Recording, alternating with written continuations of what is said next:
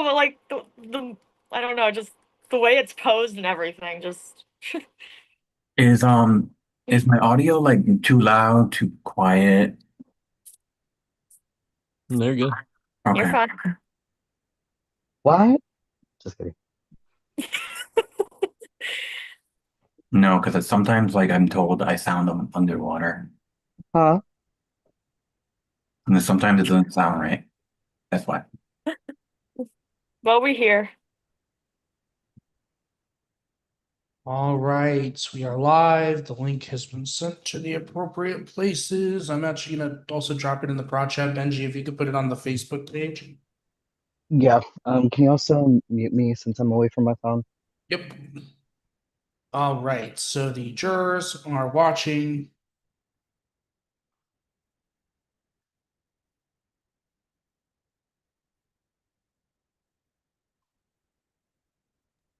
Sorry, I didn't mean to join on my phone. It's doing. Okay.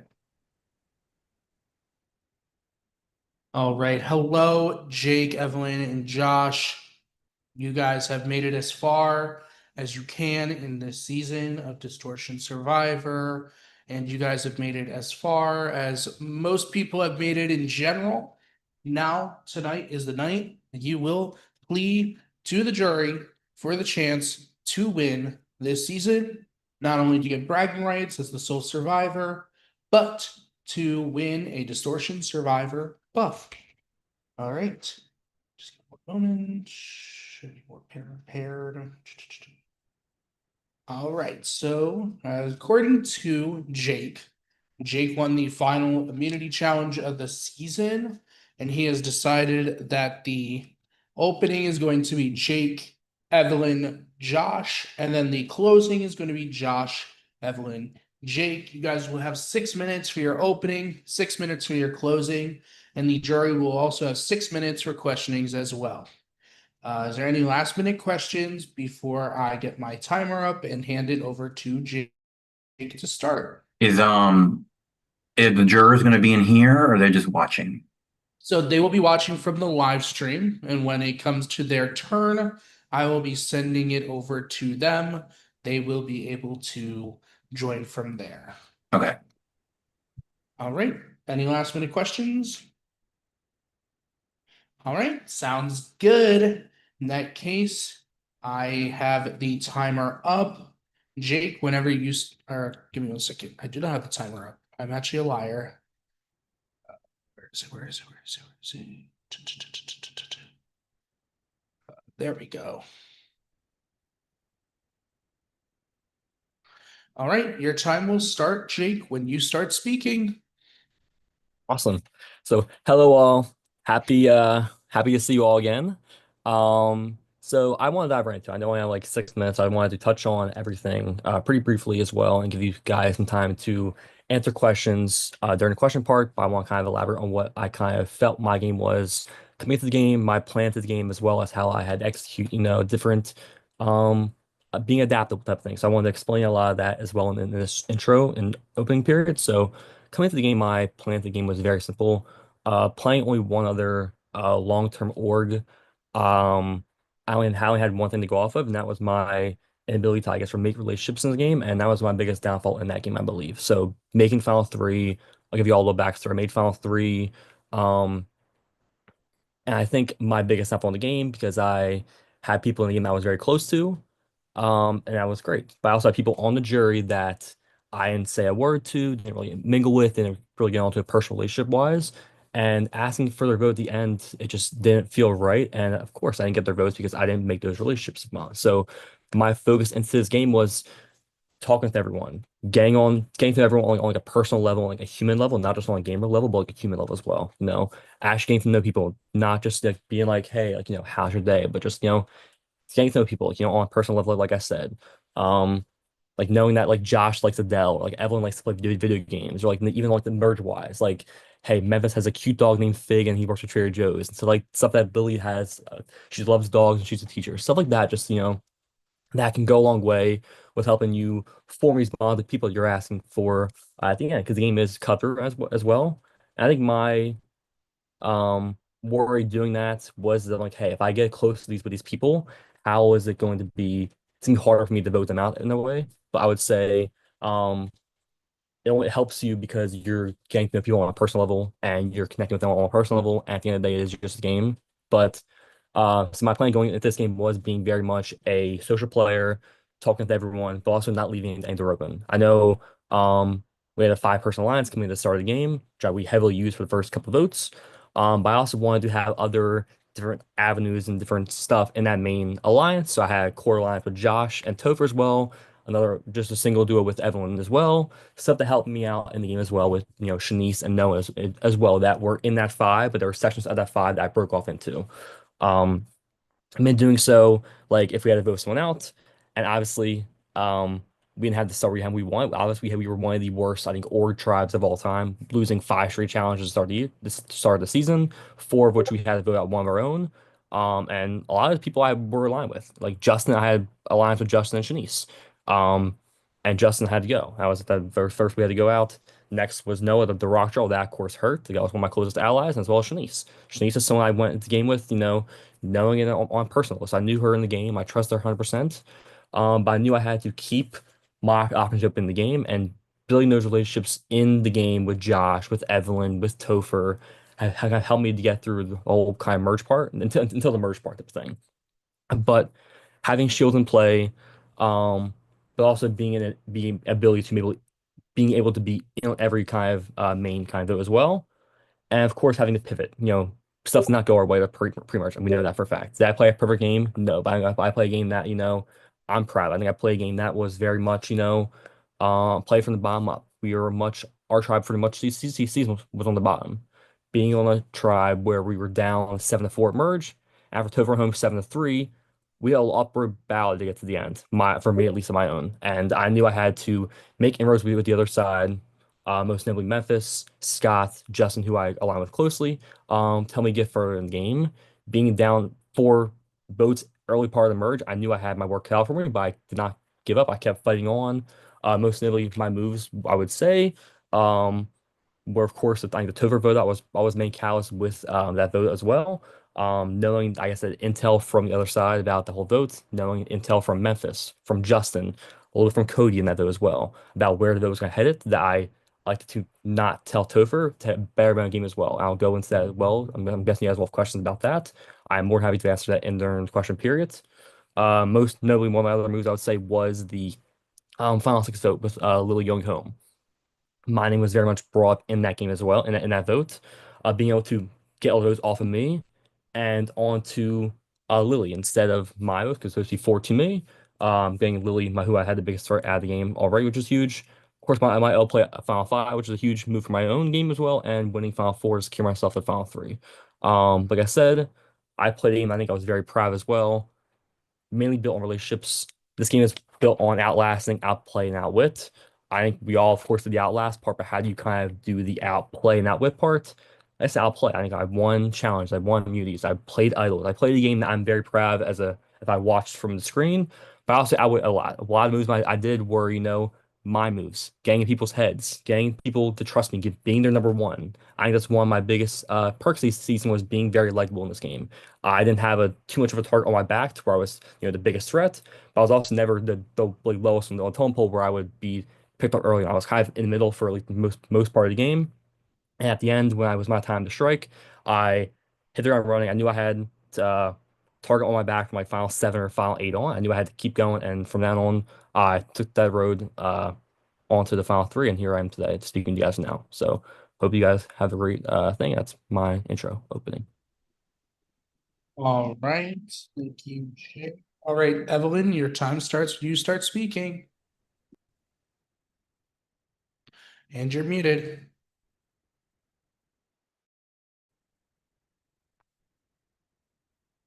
Oh, it's muted mute. Okay. Hi, everybody. How's it going? Well, look at me, the last girl standing. And it's really shocking to see because this is the furthest I've ever made in any type of org. Because my goal is let's get to jury, and then it never happens. And now I'm like, here I am to jury, and now it's like can't say I was cut too short because I literally made it to the end. So that was great for me. Moving forward game wise, I would say that on the three tiers of outwit, outplay, and outlast, I would say I've been able to outlast in the sense that almost every other tribal I've been to, there have been more tribals total where my name is written on a piece of paper for a vote than votes without. And I was able to conquer and outlast that, surprisingly. I mean, I outlasted a rock draw of all things. And that was pretty rough. And so I've been able to outlast everyone else on Amarok, clearly, because we're all three Hercynians are here. We're doing the things, everybody. Love everyone that I'm sitting next to. Let's see. I was brought by Topher and Josh about how there was a 5-person alliance on the original Hercynian tribe about Shanice, Jake, Josh, Topher, and Noah, about how they wanted to put my name down. And I was told this information, and then me, Topher, and Josh were like, well, and they came to me and were like, well, Evelyn, I mean, we're kind of on the bottom of that pecking order, and we kind of don't want to see you go. And so once I was presented with that, we created what we called the Jet Setters Alliance. And I took an initial from Topher, myself, and Josh, and that's why we call it the Jet Setter and Alliance. And that's when we were able to flip the vote. I came up with the cool name for it. We executed it perfectly. We stayed solid, and we were able to do that. And that's how we were able to even survive a rock draw regarding me. And that was unfortunately how Noah went home. It is sad, but at the same time, it could have been literally any of us, and we all had to pat ourselves on the back for that. And I was able to last further in this game, because honestly, if that wasn't presented to me, I feel like I would have very easily went home number 3, and once again not making it ever to a jury on an org. Moving forward to the merge, we were able to, me, Josh, and Justin, because we all vibed together, and I came up with the name based on a Magic the Gathering spell called Aetherize, where you take out creatures to further your game, and it's basically a board wipe, and we called ourselves the Aetherizers, and it made sense because, you know, Aetheria, Aetherize, it was the same thing, and it was a magical spell type of thing. So and I was able to create that, and we were able to create a solid group going forward from that, and it really helped doing that, because I'd like to think that I was the move master behind that, and that's what helped my game a whole lot moving forward. But when it did come down to challenges, yeah, I didn't win a ton of challenges, but I was always thinking ahead, and I was always making sure that my name was safe, and even when it wasn't, I could still sense it out and was able to play accordingly based on how that was going to go. I've been in the dark for a lot of things. Like, I was in the dark for the Topher vote, I was in the dark for the Lily vote, but because I mean, I was shocked, and because I do care about those individuals, but also at the same time, I do understand how it was important for my game moving forward, and the other two sitting with me, their game as well. And I want to say that going forward, when Justin was pleading himself to move forward, I was getting nervous, because he played to the end, and that sounds like something I would do, and I still admire that. And I just, when he said, let me and Josh go to rocks, it instantly lit a fire under me, going, I really don't want to go to rocks again, even though that was such a huge pivotal point of my game and where my game basically started. Towards the end, I didn't want to cause that stress on anybody, and I feel like I was able to have the power in that. And a lot of those decisions too had me going for outwitting as well, because I was able to outwit my fellow jurors and make it to where I am now. Because I did help behind the whole John going out. I was sad about it, but I do understand that he was a bigger power player, and I was able to help be a part of that to preserve my game. And for the Cody vote, I didn't even get a chance to do anything because I was banished, and I just had to move forward based on being in the dark. So a lot of my game has been shots in the dark, and I was able to overcome them and adapt to them and move forward. And I feel like that's how I made it to where I am currently. And may the best one win. All right. Thank you so much, Evelyn. Josh, your time starts when you start speaking. Okay, hey guys, this has been such an incredible journey. I knew once I decided to play that like my main goal was just to have fun, to have a good time, and like to let the cards fall where they may. And like, boy, I kind of feel like I did that. Like to me, the game was separated in like into two halves, like that are completely distinct from each other. And like in the beginning, you know, like me and Topher, like we locked up like this. We said, you know, we're gonna final two this and we're gonna share like every bit of information. So that was such a plus for me that I was able to find like such a close ally early on. And like I was building relationships all across our tribe to land being like a 5-person alliance. But the first boot, the second boot were quite easy, but once we got to that 6 mark and it's the 5v1, I think like one of my like naturally good skills is just like reading situations and like understanding how to navigate decisions based off that. Like I'm a big card player, so like that's what I do. And like it also helps to have allies that are thinking 2, 3 steps ahead with you. So like even though I was in a comfortable 5-person alliance and can vote out Evelyn, no problem. You know, like me and Topher realized, okay, we're probably on the bottom two of that tight three. So why not just like try to shake up the game, put the game to chance a little bit and put some pressure on these people? And it's like, so that's why, you know, we jumped to save Evelyn because like I knew that if I took this risk, I'd have an ally for the rest of the game. Like that would never vote against me. And like, look, you know, like we're here together. So, yeah, I put my game to chance right off the get-go. And even then, like, you know, I took a risk and it worked out. And what's more important about that move is we kind of went from like the bottom to like the top of the game. And then all their relationships were shattered to the point where like Evelyn didn't trust Jake, Jake didn't trust Evelyn. So like I felt like I was their closest ally throughout the whole game. So then so once we won the rock draw, I threw the next challenge to try to get rid of Shanice because I knew that she would probably flip to the other tribe and I didn't want that. So I was comfortable going to tribal again.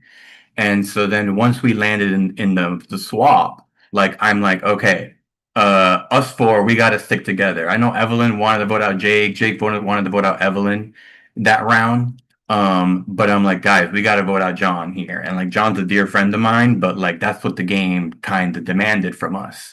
And then hitting the merge, like I got really blindsided with Topher going, and like that was like a really big like okay, feeling comfortable because we had the idol, we had the extra vote, we had a safety without power, which we found along the way. And I had that information with me to use and to whenever. So I lost my number one and I lost like so much arsenal. And but even though Topher got blindsided, everybody was coming up to me trying to scoop me in to their groups, to their dealings, to their long-term plans. Like Big Mike came up to me and was like, "We need to make a move against the power players." And I'm like, "Let's fucking do it." And then Justin and Scott said, "We want to make a counter group with you and Jake. Let's do that." And I'm like, "Okay, let's do that." And then I had, you know, says he wants to go to the final two with me. Scott wants to go to the final two with me. Like I know Evelyn and I are like I just had so much. I was so crowded in terms of like my potential later in the game that like um the next few rounds really were gonna be a breeze. Like once Mike went home that round and it wasn't another one of the Hercynian tribe getting knocked off, like I knew I was able to probably like work my way from within. And like so that's kind of what I did. I felt like I was like a little bit of a chameleon in the game. Like I when I would talk to someone, I would kind of lead into what they wanted to do. So like when I talked with Cody, I was like always kind of pushing him on like, hey, people are gonna turn on you. And they were, but like I was trying to hint to him that because I was trying to create like a way where the Amarok tribe was going to eat each other for the rest of the game, and that's kind of what ended up happening. Um, so, like my relationship with Scott and Justin were like absolutely key. I mean, they protected me in the game. We were able to pull off a blindside onto Memphis, but I I got worried after in that period once that happened that like Justin and Scott were kind of leading the way throughout the game and making the pivotal decisions. And I was feel like I was just following that I wanted to kind of flip the game. So that's why the round that Lily went, um, I knew about Jake's idol and I shifted the vote to Lily and I said, hey Jake, keep your idol, we'll save it for next round. But like my time's running out, sorry. But like overall, my game was all about just like my relationships, my decision making, and like and just like a little bit of luck.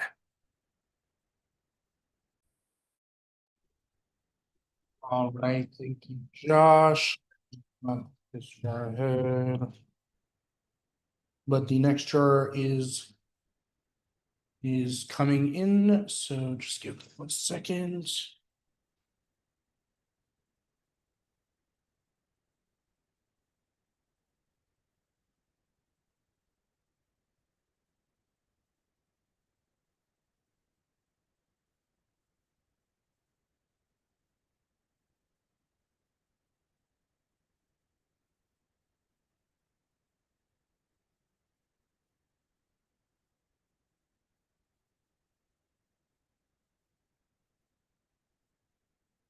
All right, and here is your first juror. Hello, Jennifer. Hang on, I gotta change it.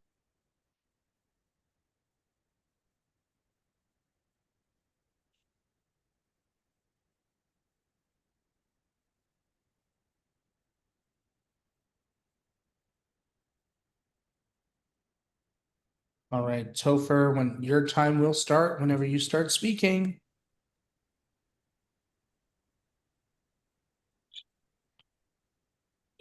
Let's just celebrate for 5 seconds. I only got 6 minutes, but like, what the fuck? Like every single Everrock that came through was like, oh my god, I don't know how this happened. And I was like, I know how this happened because you all just did not underestimated the Hycinians. And I don't know if y'all intended to be there, all three of you at the end or not, but you know what? You did it. And so therefore, I am there with you by proxy in spirit. I just don't have the pressure that you do. Okay. So we're going to get to the nitty gritty because again, 5.5 minutes to go. So the question that I would like to ask first is, it takes 7 votes to win. Now, I'm not going to make you close your eyes and hold up your hand because that's like, that requires no cojones, in my opinion. Let's start with you, Evelyn. It takes 4 votes to win, unless it's 3-2-2. Which 4 votes do you think you have, Evelyn? Oh gosh, I really don't know because everybody's solidly locked. I think I have Lily. I think even then, like I don't know because like Lily, I was loyal. Like everyone that I have a vote from, I was loyal to that I didn't even get a turn against or even get a chance to. So I would say I feel like I may have yours, but like it's kind of like back and forth. I'm unsure. I know maybe Lily, Cody, and I'm not really sure because I mean I didn't really get a chance. I didn't really get a chance to even like meet or like really play a game with Shayna other than like code names. I don't know. Maybe keep fighting for yourself and articulating what you are doing. You do have an opportunity to earn votes. You are not out of this. Jake, Which four All votes right. do you think you have? I would say going from a lot from what I'm not sure what you guys are basing your votes off of, but I would say if you're going just off gameplay wise, I think I would be someone who would garner votes. I know Cody mentioned he would have votes based on whoever's best gameplay. I would say for me at least, I would say Cody potentially based on what I can articulate more. I would say hopefully Memphis, same thing as Cody about he mentioned about voting for whoever's the best gameplay player. I would say I hope I would get your vote potentially. I would say I think I played a great game. We were lockstep as well. I know you were close to Josh, but I'd love to explain my game as well to you potentially and hopefully earn your vote. As well as I would say potentially, um, I'll say Scott potentially as well. I think Scott we were bonding on close stuff as well. I think Scott, if you would vote for someone that's on like a game level, I think I played a very good game that is a game like Scott would respect, I think for sure. Okay. Josh, which four votes do you think you have? I would say you, Cody, Scott, and Justin. Okay. And now we're going to play a quick little word association. I'm going to say a juror's name, and you're going to give me the first word that pops into your head. Okay. So let's start with you. Evelyn, Topher, Determined. Big Mike, Inquisitive. Cody, Strategic. Memphis, Beast. Lily, Loyal. Scott,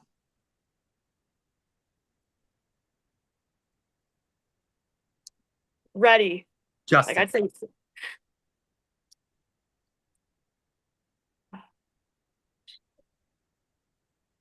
triumphant. All right. Jake, it's your turn. We've only got 2 minutes. So, Topher, Uh, Wizard. I just guess Big that's Mike, uh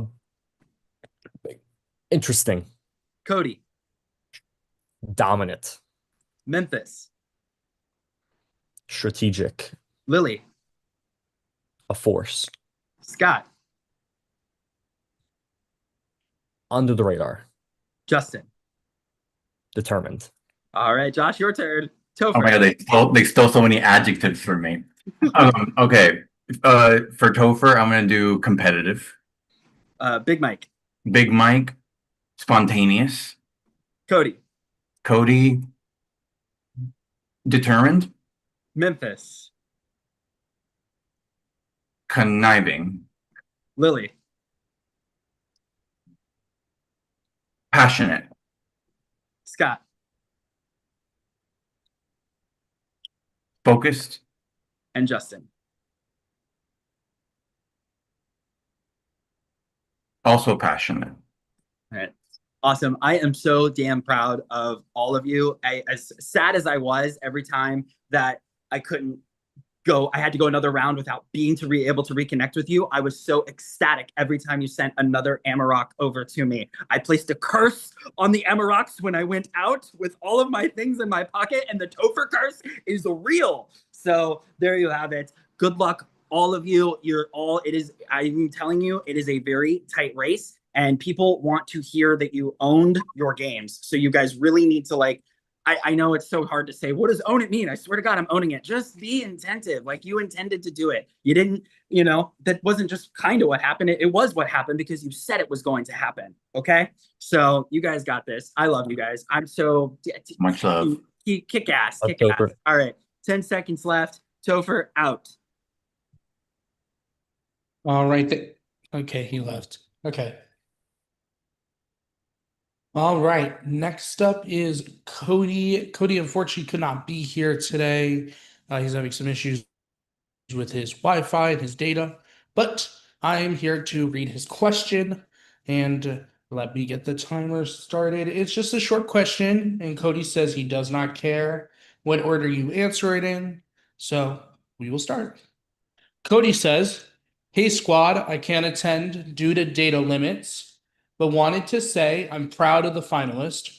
I wanted to ask each, if you were voted out at third place, who would they vote for to represent this season and why?" So wait, can I repeat that?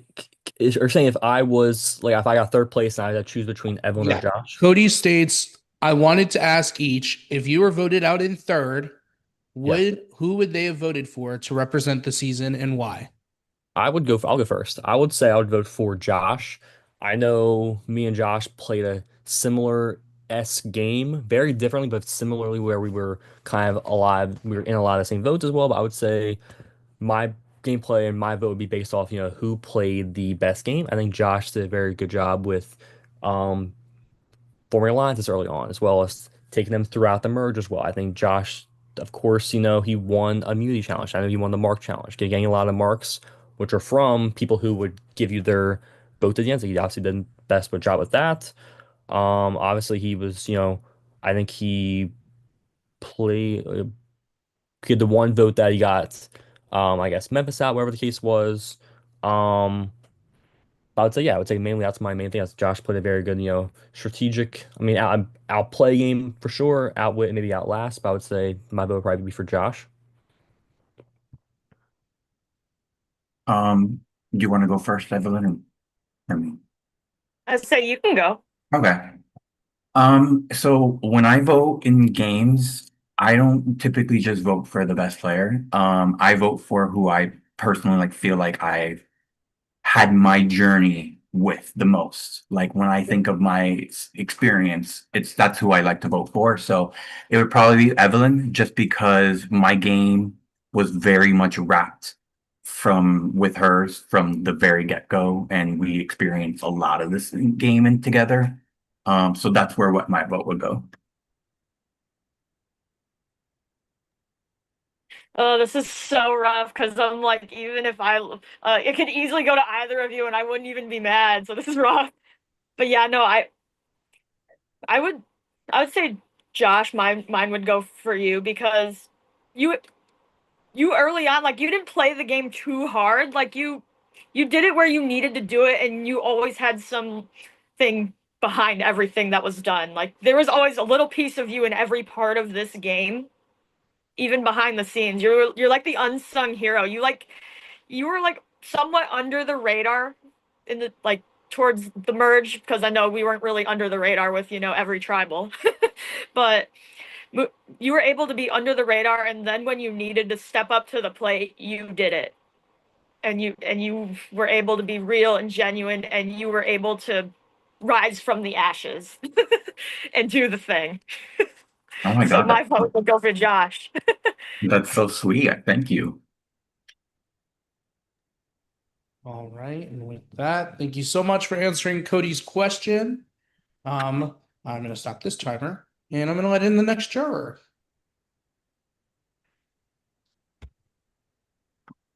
All right, hello, Memphis. Hi. All right, Memphis, your time starts when you start speaking. Okay. I have 6 minutes, right? Yeah. Okay. Correct. So I'm gonna give you each like a minute and a half to answer, but my question is based on relationships. Obviously, I came into this game with a close personal relationship with Jake, and I had a relationship with Shanice. But I know that all three of you had relationships in the game that you either chose to disclose or not disclose. And outside of game relationships are really important in these games, but also the relationships that you built within the game as well. So I want to hear about your outside relationships and how you thought you were going to navigate them going into the game and how you actually did. And then also how you navigated the relationships that you built within the game and how you dealt with people and sending them to the jury with those relationships. Josh, I would like you to go first. So my out of game relationships were really just kind of like Justin and John. And I mean I made my decision, and I mean like I knew Topher and there's from him hosting me, but like everybody else just kind of had just heard of or seen around. But I voted out John because I felt like that's what I needed to do for my game. And I really try not to blend the outside from the inside. But like someone like Justin, who I played my first ever org with 5 years ago, like there was so much rope. There was rope I was willing to give him, because just naturally, like I can't truly just separate in game from game. But like in terms of like the relationships I built in here, I do feel like as the game furthered along, I had to make cuts and decisions that I knew were gonna hurt people. And like that is what I'm sad about because I know that I had to mislead some people near the end, and like that's what I apologize for. But it's just the nature of the beast, in my opinion. Okay, I want to ask a clarifying question with that. I either want a yes or a no. Okay. So you felt like it was more important for you to hurt an outside relationship than the two people that you met with in this game. Yes. Okay. Jake, you can go next. Okay, so only two people I knew outside this game were you and Shanice, of course. Shanice, we were lockstep the entire game in pre-merge until she was voted out. Um, I was trying to bring her on as far as I can. I know she was a shield to an extent. I know she was very much called a threat along our tribes. If my goal was to get her farther, because that would be bringing me farther as well, because I knew we'd use her as a shield. For as long as I can do, and um, then that then obviously didn't work out at the merge. But I'd say then for you at least, I would say going to a merge, especially down 7-4 numbers wise, especially after getting Tover voted out. I know you and Justin both gave me intel about the entire plan. That was to vote Topher out. That entire plan, I also mentioned that to Cody as well. I'm like, hey, like not mentioned, but I kind of was trying to like dig with Cody about what the actual plan was, and he told me the plan as well. So I knew the plan you told me, and Justin told me the exact plan as well was the legit plan to, hey, Big Mike's the smokescreen, Topher's the actual vote. I could have easily told Josh or Evelyn about the vote, or Topher had idle, he could have easily saved himself. The thing was though, with that, with me not telling Topher, that vote made a couple things as well. It brought me a lot closer with you and Scott and Justin for sure as well. You guys like brought my allegiance to you guys as well, but also knocked Josh down. 'Cause then I saw Josh and Tova were like this, and getting breaking up that duo brought me closer to Josh as well. Because I knew I would need Josh as a duo. I know you guys on Emerald saw Topher as like the head honcho of our Hercynian alliance, and getting him out made us a lot more useful for you guys. You guys want to work with us a lot more now that he was gone. So I think me having a bond with you and Justin was like that and made us farther in the game. Okay, thank you. Evelyn, Well, my priors, like IRL, I know Lily, and I know that was a big talk for this entire game, and that's what it was based upon. The biggest rival of this game is mine and Lily's IRL friendship. I have played collective with John Farrell, Noah, Cody, so I knew them before in like an org, I'd say so to say. So I somewhat knew them outside this game because it's like I've played other orgs with them, but I don't know them in real life. Would love to though.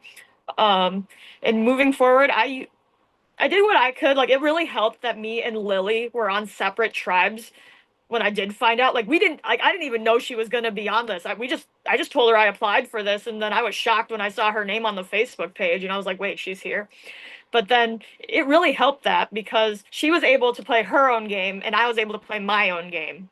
I love her to death. I wasn't able to have a say in whether how she went home or not because I voted and then she ended up going home and that was a shock to me. I still stayed loyal to her, but what happened there was I couldn't see both of us going to this point because with how threatened everyone was with us, and I'm sure me and her doing so well in the wavelength challenge that made her city in history of having to not go to tribal council for once. It would have definitely hindered because if me and her were both sitting here, I feel like any vote would go automatically to the person that wasn't me or Lily. So I love her to death and I would do whatever, but I couldn't see me and her being up here together. And at some point we would have had to like go for it and take each other out. And we were able to play our own games. If someone wanted to align with the both of us, I let them bring it up because I didn't want to hurt mine or her game IRL. And even with people that I met in orgs before, like just like Noah, I played with him. Oh, All right. all right, thank you guys. Thank you, Memphis. All right, we have the next juror.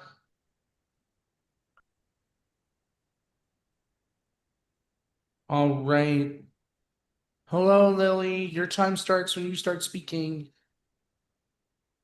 Okay, well, I'm gonna be Quick right here at the beginning, just saying I'm really proud of all of you for getting here. You should all be really proud. But I definitely said that I wasn't going to be easy on you, so let's buckle up and get to it.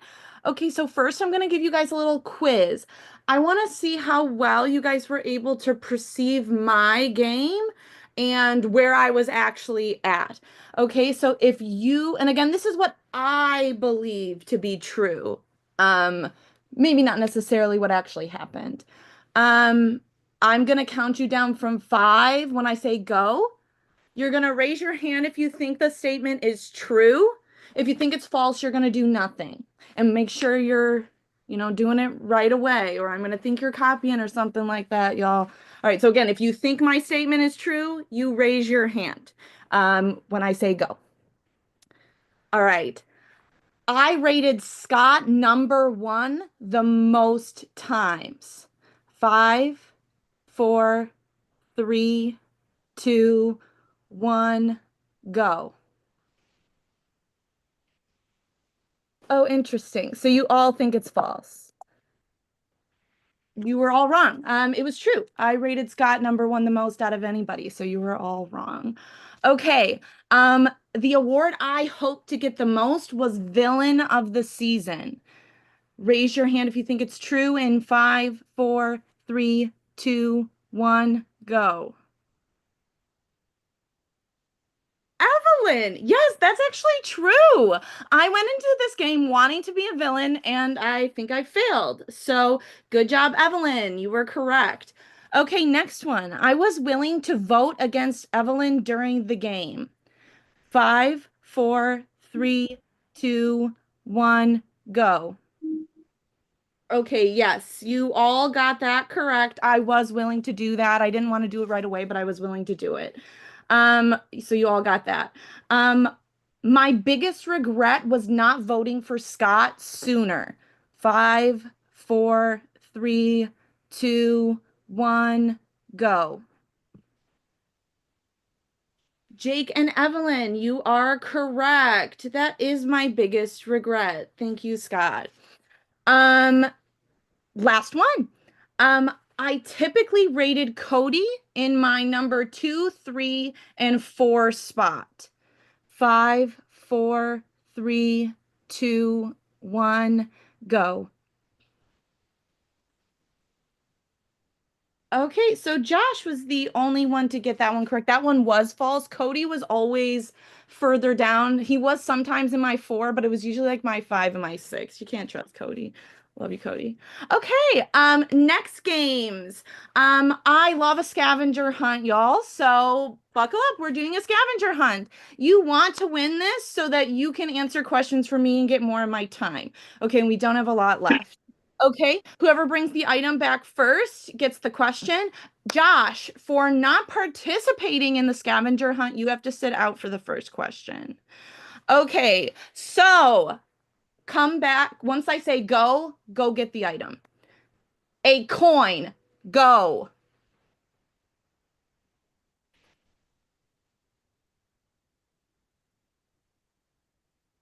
Shit, I have one right here.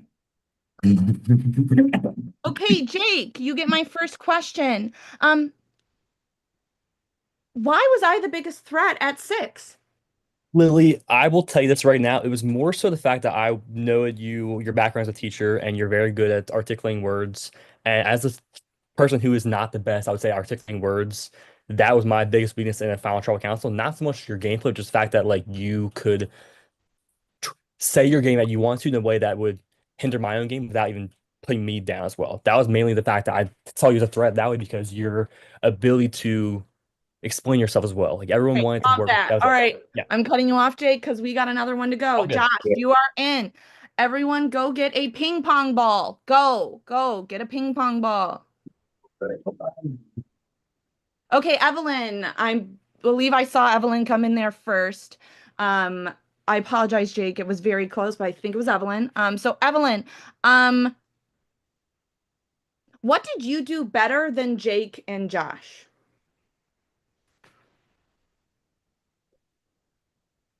I would say Outlast in the sense that like I had to like fight socially. So I'd say my social game was super strong comparatively, because I had to be in people's texts and be like, so like always being like, hey, so what is the move? And even then I had to always rise from the ashes, even when I was out of the loop. So I was able to adapt. So I'd I'm say going to cut you adapting. off. Thank you for your answer. Last one. Come back with a picture frame. Go get a picture frame. Josh. My Okay, beautiful. Josh. How did you plan to get my vote after wasting my time on my way out? So that was actually one of like probably my biggest regrets, is just because the whole day I was campaigning for you to go home over Jake, just because I viewed you as like a bigger threat in terms of my path to the end. But then once you actually talked with me, like I actually was considering it. But then I found out Jake had the idol, and then and then Justin and Scott were willing to vote for you. So then once they were willing to vote for you, I then used that decision making to plan the next I didn't mean to waste your time, is what I mean. All right, all Thank right. you, guys. All right, thank you, Goodbye. Lily. Can we get like more time for juror? No. I was gonna say that was Like, definitely can interesting. like if everyone agrees, I don't know.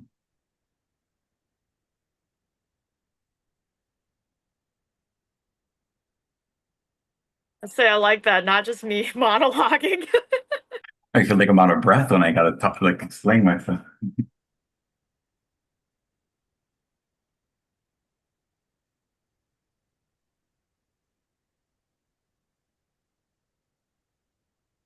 All right, here is your next juror.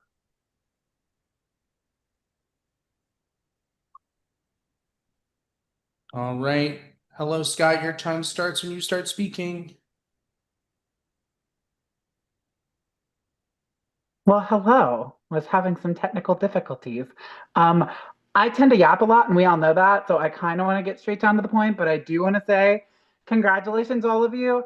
I may or may not have been a little bitter at one of you for most of my stay in the jury, but I'm going to come in here with an open mind. First off, like I said, congratulations, but we're going to get right down to it. My question is, I think it's a little interesting. It's one of my favorite questions in orgs. I want each of you to tell me, if you had the chance to remove 2 people from the jury, who would those people be and why? I'm going to let Evelyn go first. I would definitely say Big Mike, because he's a big wild card. And for me, actually, since everybody was concerned with it and like everybody's like, oh yeah, that's a guaranteed vote, I'd actually remove Lily so that it could be more quote unquote fair. Okay. I'm going to let Jake go next, just since he's next on my screen. Oh, awesome. So for me, I would limit 2 people. Would be first would be Big Mike, going off of what Evelyn said, but kind of differently would be the fact that I know he's a wild card, but also I know that a wild card can be very up and down. I don't want that kind of fluctuation in turning my own game. I want just people who are either gonna vote with me or I want to be heard out, where I don't know where I'm getting with Mike. He might be up here, he might be down here, but it's just you don't know where you're getting from him. Secondly, would be I would say Cody, just because I think I have the people on the tribe. I probably interacted the least with Cody, so I would say I want to know more. Of course, I want to know like earn Cody's vote, but I would say like add people out here. I've built a lot more closer bonds with every single person from Topher to Memphis to Lily to Scott and to Justin over Cody per se. That's about my 2. And last but not least, my best friend, Josh. I would take out Cody and Lily because they weren't really a part of my game progression throughout the game. Like they were more of like opponents rather than people I was with. So like that's why I would probably, because they probably don't know my game as much as I feel like you guys do. Like you guys that I'm not picking would. Like even if the game ended up in different paths, like my game, like the path that I took better than anybody. So that's what I would pick. Okay. Ooh, and I have like 3 minutes left. This is fun. So I guess what I'm gonna say is, I mean, I kind of like to yap. So, but I'll let you do a little bit more talking. So, what I'm going to do is I'm going to ask each of you quickly to, I don't know if anyone touched on this yet. I've been in and out, but I want each of you just to tell me of a quick, like, regret that you have in this game. Josh, since you went last, I'll let you go first. Okay. I think my biggest regret is that I didn't push harder on the Topher boot to figure out what was going on. Because had I just gotten a little bit of an intuition, I would have told Topher, and that would have changed the whole game. So I regret that the most. Okay, Evelyn? My biggest regret, I would say, is I wish I won more challenges. Okay. And last but not least, Jake. I would say my biggest regret would be the Memphis vote, not because I was a part of it, but because I was not a part of it. So I would say I would try to counteract that. Like I would try to get closer with you guys, maybe not be as closely aligned with Memphis to where I would be in on the vote. Because I was never opposed to voting Memphis out. That was never, I was always willing to vote him out, but it was just kind of like I wanted to I didn't like not being part of the entire vote at all. So my regret would probably be being in close with you guys, not as much with Memphis. That way, I would be a part of a said vote for him if it would come to it, type of thing, and not being completely out of the dark like I was. So that's probably my biggest regret of the vote. Thank you so much. And I still have time, so that's great. I'm just going to kind of wrap it up a little and just say I am proud of all of you. I will say my mind is, I came in here being really bitter and I was like, my mind is 100% made up. But listening to you guys, I think it's a little more open than I thought it was. It's very interesting because it's like I've got one person who I had a lot of nice conversations with, not a lot of calls with, but I really like them as a person. One person who I thought I liked but didn't get to talk much with at all. And then another person who I put a lot of my time and a lot of my game and just a lot of everything in. And then they voted me out. So it's just like, I don't know. I've got a lot to think about, but I love you guys so much. Regardless, I think we're going to get a really good winner. And I can't wait to talk to you guys after this. With 46 seconds to spare, I'm done. All right. Thank you, Scott. Thank you.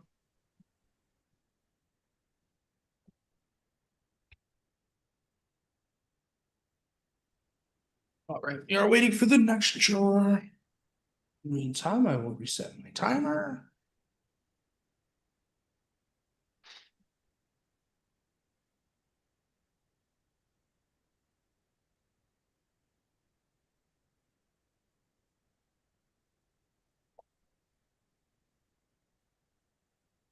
I say also, not that anyone asked, I did plan on if I made it here, I would dress up. And so I dressed up a little bit. That's what this is. This is me dressing up. Like I'm a t-shirt and jeans type of guy.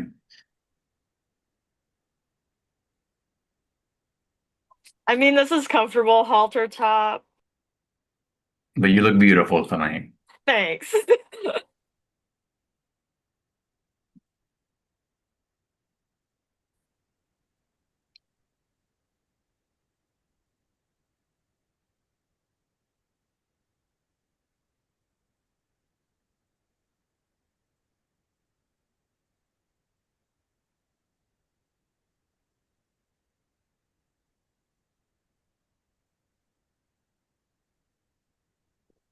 So how about that airline food? Big ching. All right, here's your next juror. All right, Justin, your time starts when you start speaking. Howdy ho, top three. Congratulations. I am so proud of each and every single one of you. I do wish I was there with at least two of you, but I understand completely. I did have two questions for two people, but I feel like they already kind of got answered. So that kind of just like kind of opened up like my time a little bit. Jake, I was gonna ask you what you felt like your biggest move was in this whole entire game, or a move that you feel like you had a lot of like say in. So I kind of want you to kind of like touch on that. Yeah. So which one did I already mention? Are you mentioning the Topher vote? Is that what you're alluding to already? Is that the one you kind of said? I think you said something about like Lily. Yeah, so The Lily vote? yeah, so I would say the Lily vote. Obviously that vote, the final six vote. I know Josh had immunity from the Mark challenge, and From that one, we knew that just from the gameplay wise, Evan was not going to get voted out that tribal. Um, and I know you and Scott were sticking together, so obviously we know you guys were not voting for each other there. So going to that vote, I knew it was gonna be me or Lily in that vote. So my vote was I'm like, hey, like, let's go vote for Lily. Of course, it's me or her. Kind of without I know there are other people there, but the vote was pretty much me or Lily in that regard. And a lot, I know you and Scott were leaning towards voting for me out, and I'm like, okay, I need to figure out how way to get that off of me. So, having the idol in my pocket, I could have easily just said, you know what, I'll play idol at 6 and figure out 5 it's down the road, but I wanted to figure out a way to keep my idol in play while keeping me in the game, while getting my biggest target, Lily, out the game as well. So in that vote, I kept Josh out of the dark with my idol until my very last second, probably till like 8 o'clock or so, 8:30 or so, and that was intentional. I knew he was going to go for bad for me in terms of, talking with you, talking with Scott, and trying to figure out ways to get Lily out. Um, and in that vote, we got all called to the league because I knew that there was nothing that was really headed that way in terms of I was still going to receive votes. I went from being I got on a call with Lily. I'm like, hey, like, would you vote Scott? So Mhm. me, Josh, and Lily got on a call. And in that moment, I know if you're watching Lily, we were 8:30. We were going to vote for Scott. It turns like 8:45. You, Justin, and Scott got back to I think Josh and said, hey, we're going to vote for Lily. So it went from being all votes on me, 4-2, with 4 on me, 2 on Scott, from being you guys are voting for Lily, Lily and Evelyn were voting for Scott, and me and Josh somehow found our way in the middle. I think me being able to maneuver that vote, and me and Josh decided to vote Lily out because that was who I wanted out at 6 regardless anyway. In that Mhm. vote, it kept my L for 5, which I needed, of course, for 5, and while getting my biggest threat at 6 as well. So in that regard, a couple of things as well. And yeah, I guess being able to get the votes off of me and onto someone else and keep my own play is a big move I say for myself as well, like my way, like I would play. Awesome. Thank you so much. Yeah. Josh, a big question I wanted to ask you is like, was I ever truly in your end game, or was it just like you had me on your rope as long as you could, but then you knew you had to cut me off at some point? I just only wanted to know from your standpoint. No, had Jake not won the immunity, I would have voted him out. A Okay. genuine, like me and Evelyn talked about that, and that was our the plan. You ate that little number, Jake. So proud of you. But Thank when you. having to choose between you and Evelyn in that situation, I chose the game over. So And I respect that so much because, like, I think had Scott not went out of 5, I think I was gonna cut you at 4. So honestly, I can't get mad at you because I would have done the same okay, thing. So well that makes me feel a little bit better. But like yeah. it was hard because I did like Mhm. I wanted to separate game and emotion. Yeah. And I feel like I was doing that, but like even then I was tugging. And like I will always respect the game integrity more than just, a friendship. Because Mhm. we're here to play a game and at the end of the day. So Absolutely. Thank you. And Evelyn, I really want to know, um, in the last 15 minutes of Lily's vote out, you mentioned to me that Lily found me and Scott as a dangerous duo. What was your intentions behind doing that? Because I wanted to be transparent with you, and I mean, what was it, the Jet Setter Alliance that me, Josh, and Topher had? I mean, we kept each other in the loop. Like, I literally said, I'm like ride or die. I will literally ride or die for this. And like the Aetherizer group that you, me, and Josh had, I was ride or die for it. I told you, I was literally telling you everything, even from my IRL best friend. Like, I was hardcore riding or dying for that. Yeah. And that's why I did it. Because I mean, I told you, I didn't break my promises. I was true to everything I told you, and Mhm. I was even loyal to that. Like, even the fact that, like I said, Lily wasn't going to be a part of my end game, unfortunately, because like I said, if me and Lily were up here with anybody, congratulations to anybody. You Yeah. won season Period. 12 Period. Okay. because it I have happened. I was sad. No, you're good. It happened. I was sad, but like, no, you were a part of my long-term game for reals, for Fuck realsies. that. I love that. Okay, period. Okay, we're gonna make this really quick. Close your eyes. I'm gonna say a name, and after you have to like mention if you feel like you're gonna get their vote or not. Ready? 3, 2, 1. Topher. Okay. Big Mike. Cody. Uh, Seventh was Memphis. Lily. Scott. And me. You. Okay. I just want to say congratulations to you three. I think you're doing a fantastic job. I'm so proud of you, and I'm so happy that one of you get the title of the winner of Distortion 12, Asteria. So be proud of yourselves. Be proud of your games. I love you all, and I'm so glad I got to meet both you, Jake and Evelyn, and I got to play with you again, Josh. Mwah. All right. Thank you, Okay. Justin. All right, we're gonna get the last juror just a couple more minutes. Minutes, I mean like maybe 2 or 3. But they said they're joining, so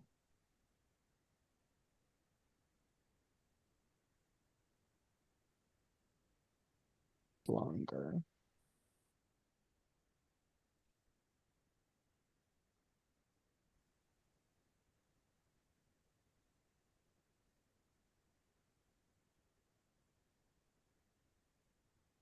Feels so crazy that we're all here.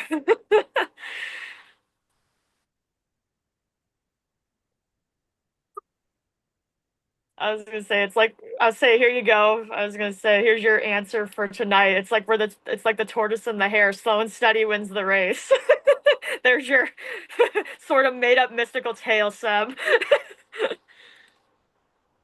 Man, this hours flew by.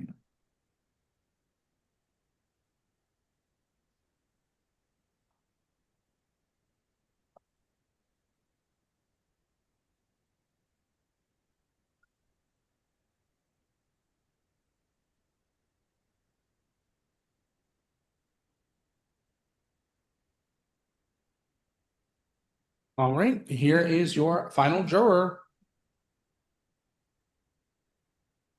Big Mike. Hey, Big Mike. Your time starts whenever you start speaking. All right. Can you hear me? Yeah. Yep. All right. Sorry for being late. I really did plan to be here for the whole thing. I've been listening on double speed, trying to catch back up. I really want to give you all a fair shot at it. I'm excited to listen to Memphis's questions. That's where it cut off for me when I got back here. I want to say I'm a juror who likes to vote for people who play like me. And fortunately, I know how all of you perceive me thanks to Topher's initial question. So I'm going to just toss it back to you. I think the 3 qualities you gave me might have been a little bit lacking in each of you based on what I've seen. So I'm going to give you a chance to prove otherwise. Evelyn, you said that I was inquisitive, probably because I spent the entire time I was in the game grilling all of you about what happened on your tribe. I don't know if you were as inquisitive about my game on my tribe. How did you try to get information from other players if you didn't know something and you wanted to know it? What was your strategy with that? Oh, I'm a big social person. Literally every time, even before like a vote or a challenge, I'm always asking, how do you think the challenge is going to go? What do you think it is? I'm something about me ever since I was told in 3rd grade that there's no such thing as stupid questions. I do nothing but ask questions. So that's very who I am, I like to think. So I say inquisitive because it's not like, oh yeah, there's curious, but inquisitive means like there's more intelligence and like thought behind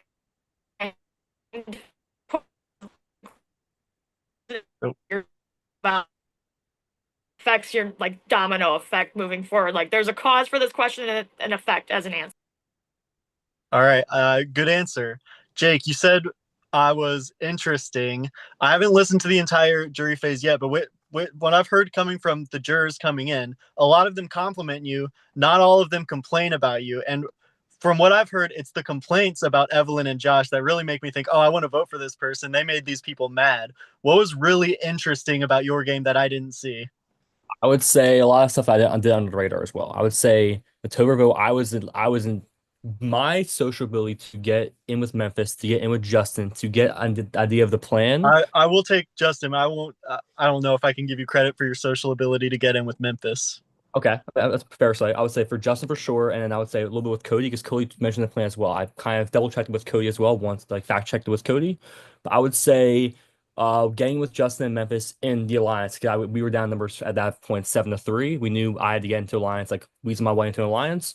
I wanted to go with Memphis and Justin. They're my 2.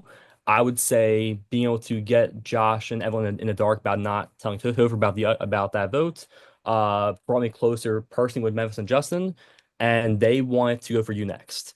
They want to go for you next, and that was kind of okay. Like I'll give you Topher and Big Mike. And for my next move for that, I wanted Cody out from then. So that kind of set me up for my own game as well as getting Cody, who I viewed as the biggest threat in the entire game, out at 8. So I think I orchestrated that. Cody woke, I guess, woke up, I would say, to an extent, like kind of brought it up, like, hey, Cody has to go next. If you guys are going for Topher here and then Big Mike, who I actually want to work with you, I said I need Cody out next. And that kind of helped me out get one of the biggest threats I had in my game as well, while keeping me insulated with Memphis and I Justin. think I think that's a good answer. I like hearing about a quid pro quo trade. I like that you were calling out Cody as a threat when a lot of people were also calling him out as a threat but not willing to pull the trigger. Josh, you said I was spontaneous. What was the most erratic, deranged move you made throughout the game? Oh my God. I mean, like I flipped and put my game to a wheel in the third round of the game. So like I think that is like daring. And then at the merge, like I was willing to like take shots at people that just didn't see it coming. Like I was a part of every blindside come the merge after Topher's boot. Like Jake was in the dark in some votes, Evelyn was in the dark in some votes, but I was in the dark. Like what swung the game was the core three, I feel, of me, Justin, and Scott. And where we were just eating at the other Amaroks and like blindsiding Memphis, blindsiding Lily, like blindsiding um, uh, Cody. Like I felt like that was like something we spread. So like I was willing to take shots and play the game, no problem. All right. Well, unfortunately, none of you actually said my most defining characteristic, which is intelligent. I want to vote for the most intelligent player here, and based on what I've heard, I could be voting for all three of you on that criteria. So I'm going to think about it, and I'm going to submit my vote in a little bit. See you later. I cede my time. All right, thank you, Big Mike. All right, you guys have gone through every single juror, and now we are here at the closing speeches. As Jake won final immunity, he chose the opening order to be Jake, Evelyn, Josh. So the closing order will be Josh, Evelyn, Jake. So Josh, your 6 minutes starts when you start speaking.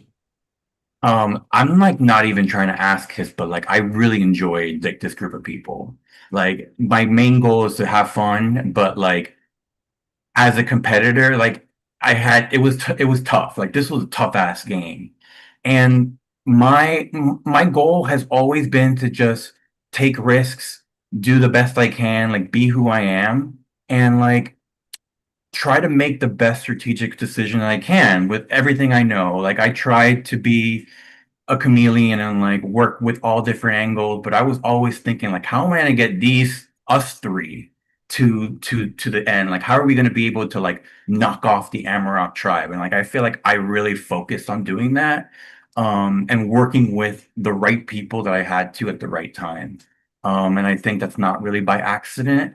I think like I just wanted to like play hard and like I played with my heart in the first half, but like in the second half, especially once we're hitting single digits, like I'm a sicko. Like I'm gonna do like I'm gonna play the game, and I really hope like you guys can see through my answers and my jury questioning that like I I put a lot into this, and I put a lot into the people here, and um I really want to win this season, and I feel like I represented the season a lot because I feel like compared to my other two finalists, the decisions I made in the game affected the story more, the course of the game more than they were. I felt like I was always in the know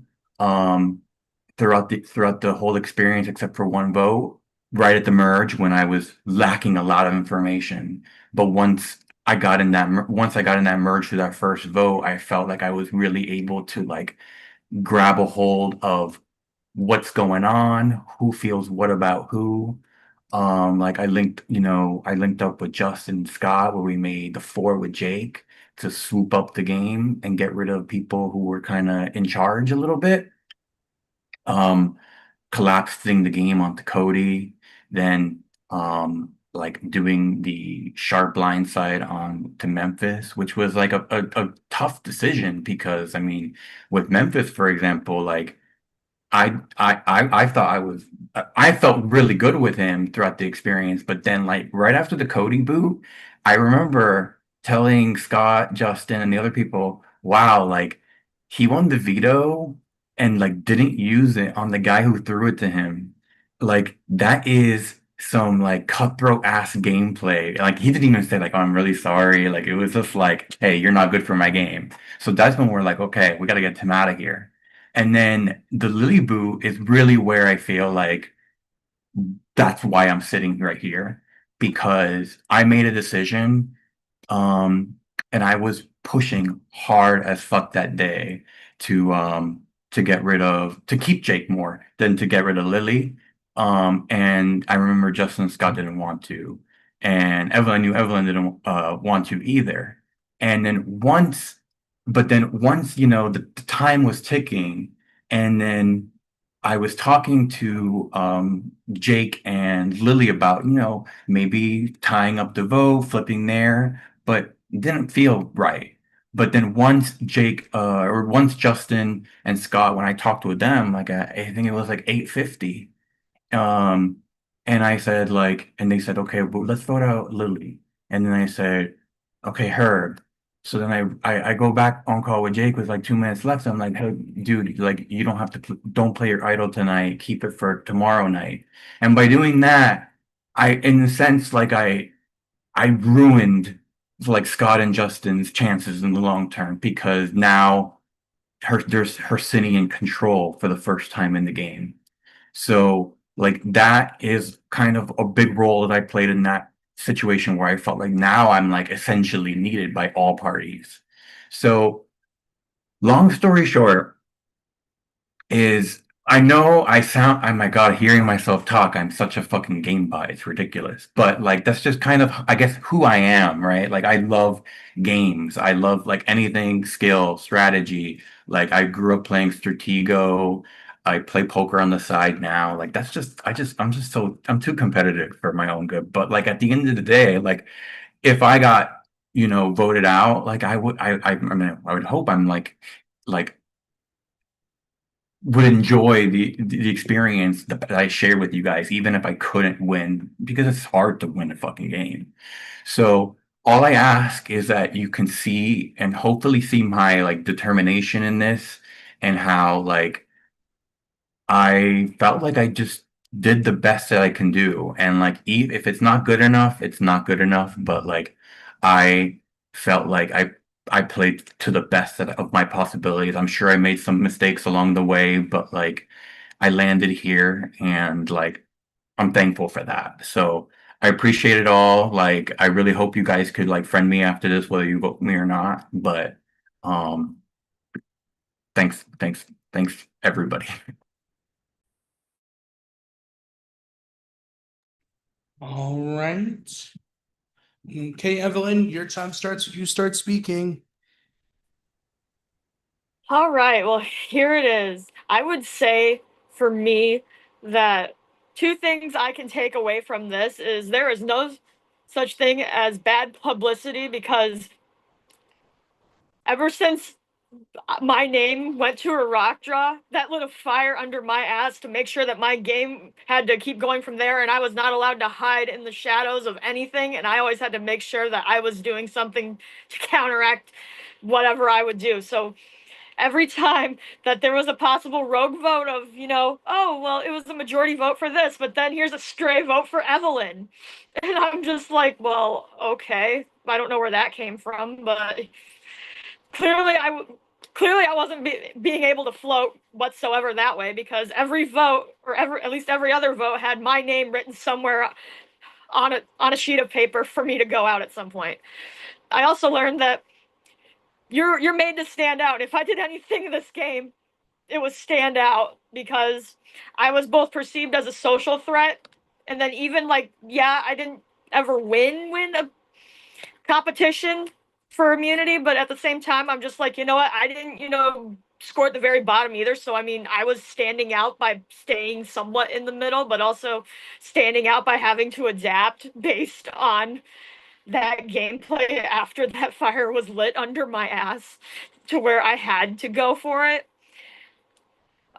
So even then, like I had to make sure, okay, there was always new obstacles in my way. Like, okay, I come into this game and I'm like, well, oh crap, Lily, I know IRL, and that's going to be a big talk, which it was. I mean, that's what originally had me almost go out the third immunity or the third tribal. I knew Noah, I knew Cody, I knew John, and I was like, oh gosh, that's going to be a problem for me because it's like I known and or played orgs with these people, and people are going to look at that as a threat.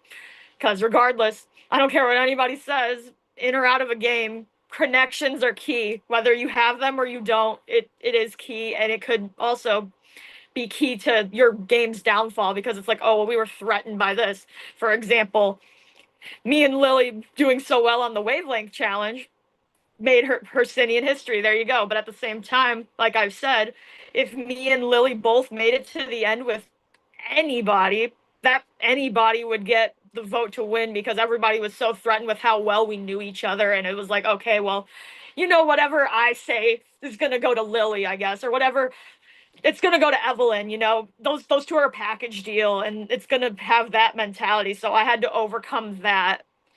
But I will say that my game, I tried to stay as loyal as possible. And even then, with Topher, I was shocked, and I also lost my vote. And there is truth to that when you look at the numbers. I lost my vote, so I was shocked and really sad by that because I couldn't even do anything about that. And that was someone that I was ready to ride or die with.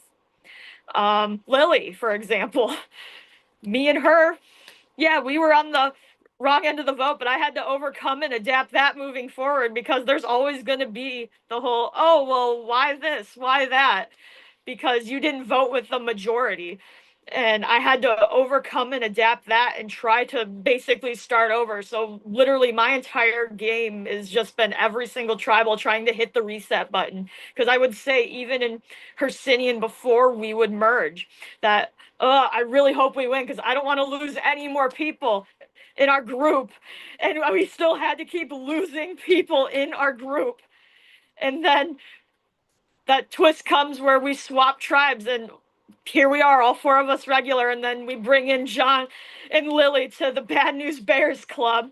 We had to convince them that we're actually worth something because, yeah, you know, we're here. We're kind of, you know, we're kind of known for, we kind of get a bad rap, and it's kind of, you know, broken windows. It's like, here we are, you know. There is some beauty to it. But I was able to move forward with that, and then like me and Lily were able to make that Hercynian history of not having to go to a tribal for once. And I can officially say that I am the only person on Hercynian that was able to sit out of two tribals because I got banished out of Billy's Big Brother night, which means that I didn't have any say or any clue what was going on. I get back in and it's literally me and my project going, hey, can you know what happened? Am I allowed to even speak? And then they're like, oh, Cody went out, and I had to rely on everybody's word to explain to me, hey, you know, this is what happened, this is how it went down, this is who won. And I'm like, okay. And it was both a blessing and a curse. It was a blessing because I didn't even have an opportunity to be, you know, picked off there. But at the same time, I'm like, well, I have to rely on others to tell me what was going on. And I had to, once again, like I've said, restart my game. And so moving forward, I had to just adapt. I think that's the biggest takeaway from all this is I was able to adapt, and I'm glad that I was able to make it this far because this is the furthest I've ever made it in an org. And I really will say moving forward, I love everybody here. And this is like the closest I've been with literally anybody from orgs. Like other orgs I've played, yeah, I friend them, yeah, I'm whatever. But like this is an org I feel like moving forward that I will literally reach out to everybody. And even this, through us three right here, we need to find some way to connect and just whatever. Because I mean, even if I win or those two win, I don't care. Anybody can win, Right. and I'd be fine. Thank you, Evelyn. All right, Jake, you're last. When your time starts, you start speaking. Awesome. So guys, I'm not gonna like I want to win this so bad. I want, I don't know if you hear my voice. I want to win this so bad. I think I'd be a great representation, a winner of the season. Starting out just from like I guess starting from losing 5 straight travels in a row. We were on like we did not get the start we had. Of course, any merge idea I had in my mind what we're gonna do out the window. Like you had the thing on the fly, we're going for 4 straight, any relationships you want to make in the game, you had to throw out the window. Like think on the fly, being adaptable, and that came with me just, instilling myself on the pre-merge with people who I want to work with as well. And even going on merge wise, I'll touch on the Topher vote again. Like that vote of me seeing that Josh and Topher were very, very close, and knowing that I needed to get inroads with the other tribe. I needed to get with Justin and those guys and kind of insulate myself in the line because or else I'd be picked off next type of thing if they were going after that. And I think Topher, we saw the game the same way. I've heard my name from Topher, not from Topher, from Cody, Mevis, and Justin, who said I was Topher's throwing out my name. And it was more so just game wise. Like we both were like, hey, if you had to I'll give up I'll give up a Hercynian, who would you give up? I said him. He gave up me, I'm guessing. So we kind of were on the same wavelength, I would say, in that regard. But like I got to it first. But it just came down to that set me up for not just that vote, but going forward as well. That got me safer for Final 9, getting one of the Amarok out with Big Mike out, as well as giving me control of who went out at 8 as well. So that entire vote, with the whole we had an idea of getting Cody out and Lily putting up for HOH. That's how it went. Memphis brought it up to Scott, who brought it up to Justin. We had this whole big plan with Justin, Scott, me, Josh, and I'm sorry, whoever the other fifth person, whoever was in the game, to make it so where Cody does not win immunity, so he can go home. That entire plan was woken up by me because of my cross trade with getting Ray of Tober type of thing as well. I'll flash forward as well to the final 6. Yes. Yes, final 6 to keep those off myself as well as and get huge threat and Lily out. So I identified Lily and Cody as the biggest threats in that game. From the jump, I was trying to figure out who the biggest threats were. I knew I did Lily out because I did not want the next 2 in the final 3 because I know she would clean house against me in the final 3. Just based off speaking alone. Getting the votes off of me and onto her based on not telling Josh my idol, knowing that Josh was doing a lot of dirty work for me behind my back and going for back for me to keep me in the game against thing because that would also hurt his game, make people question why they were why was he going back for me so hard type of thing as well. That was all intentional as well. And the fact that I got who I wanted out to get all along at 6 without having to play my idol as well. And I needed a 5, of course. So getting out using Scott to get the idol and preserving that myself a spot as well and playing and winning who I needed to win a final 4 because of course, like they said, I was gonna be the person that was gonna vote out for. So I was playing a game after Memphis voted out. I needed to win. I needed things to go my way, or else I would not be here today. So I think I played a game that is very much like if you're watching Survivor, it's like I think I play a badass game, I'm not gonna lie. Just for me, I'm so proud of the game I played. Like a bass and challenges lasting 2+ hours in a fucking challenge, y'all. It's fucking insane. Literally, that's crazy. And 1 hour with Mevis and the paperweight challenge, that's more I'm not a physical threat, but shit, I'm proud of myself for that. And the idle play, I've never done the idle play before. That was so good. Sorry, Scott, I had to do it to you. But literally, just if you're a fan of Survivor, you love idle plays, and I couldn't it worked out to perfection, and then got me to the final 4. And of course, I needed that because I was getting voted at 6 potentially. I was gonna vote at 5. Mine was brought up at 4. I was pretty much not to be here for 3 straight votes, and I was able to win my way through or use my mind to get the vote off of me and on someone else who I wanted out as well. So not just using sheer force of winning, but also using my mind as well. So that's the outwit portion of the game as well. And I think it still brought me to the game as well. One of my biggest concerns being down there was that drastic merge 7-3 after Topher was voted out was I knew this merge. My only way of getting to the end and winning or have a chance of winning is being next to Josh and Evelyn as well.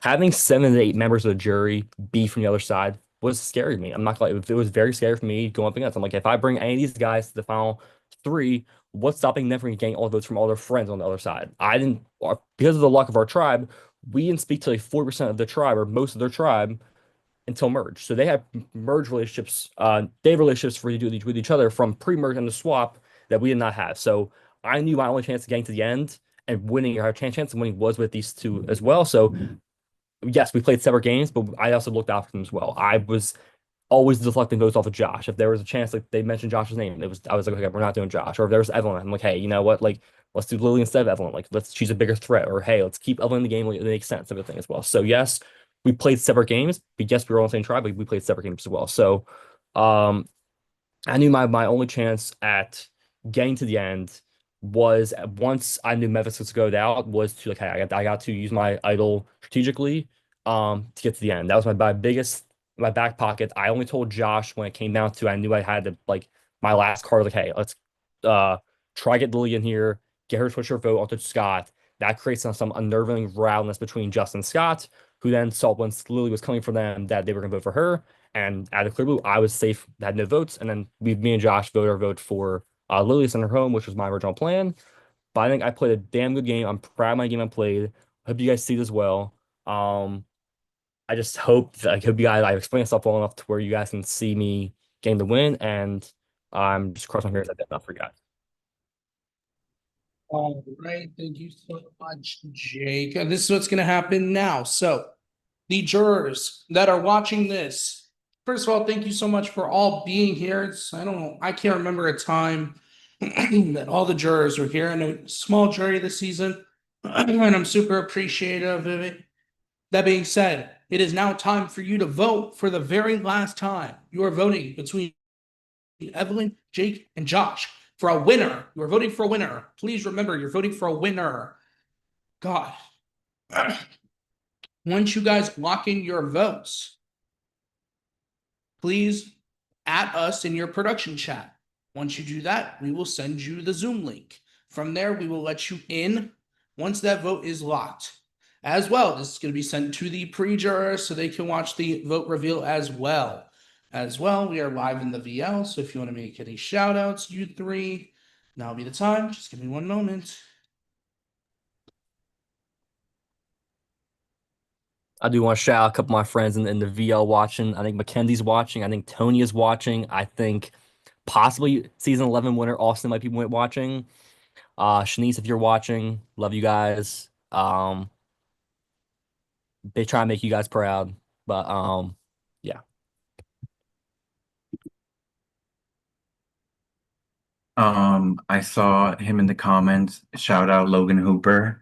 You're my 10 gauge buddy from so many years ago. Um, Hashtag give me liberty or give me rocks.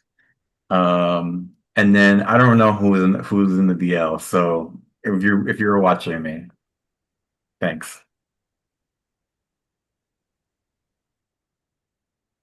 I was gonna say I don't know who's watching, but I hope they are. Shout out to my number one from Collective Season 1, good old Laura Warden Esquire. We love you, girl. You're such a badass.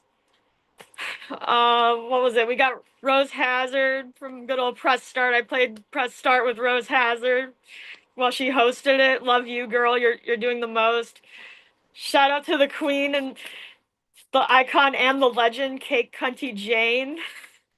I put on my lipstick and had some wavy hair just for you, girl, because we all know that whenever you did anything, it was always a slay and a show. But I mean, with you, compared to me, there's more middle fingers than with me. But it's still iconic, to say the least. All right, I'm letting in the people that are in the waiting room. Again, please do not talk game. It's always a slay and a show. There's more middle.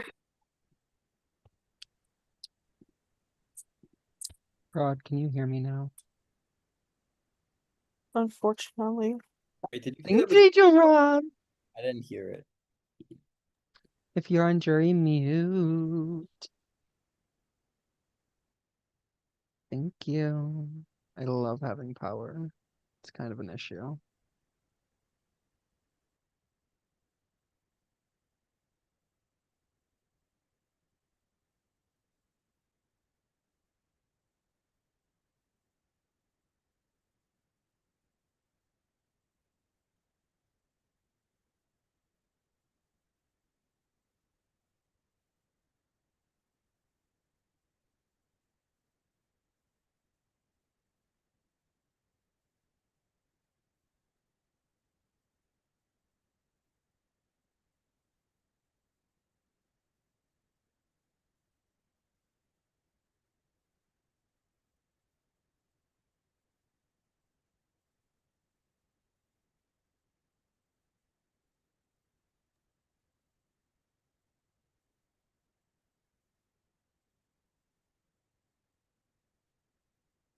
Wow, you guys are quiet. Where's the excitement? Get hyped.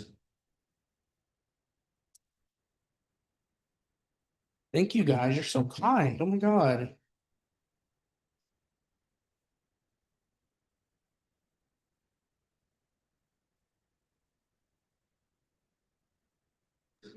I have to go to work tomorrow, so it's hard. Thank you guys. You're so kind. Oh my God.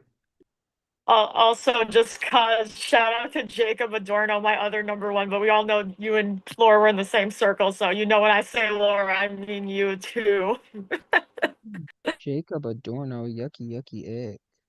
No one comes between me and my man.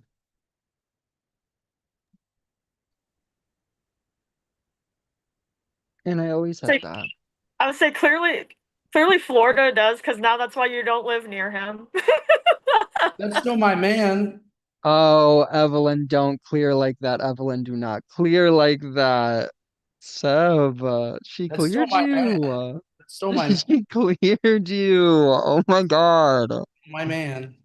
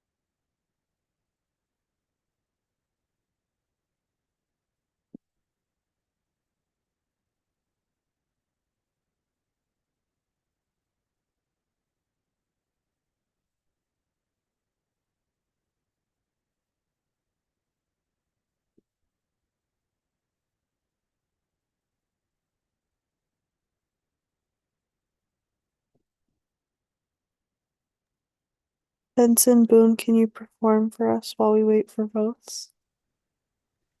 Y'all want to see a flip? Seb, I can't believe we could afford Benson Boone.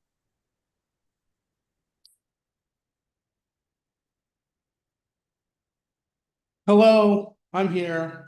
I have the votes.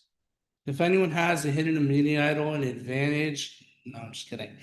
I'm gonna do my little bit of spiel. I do apologize. I know this people are tired and late. I want to get my stuff in real quick.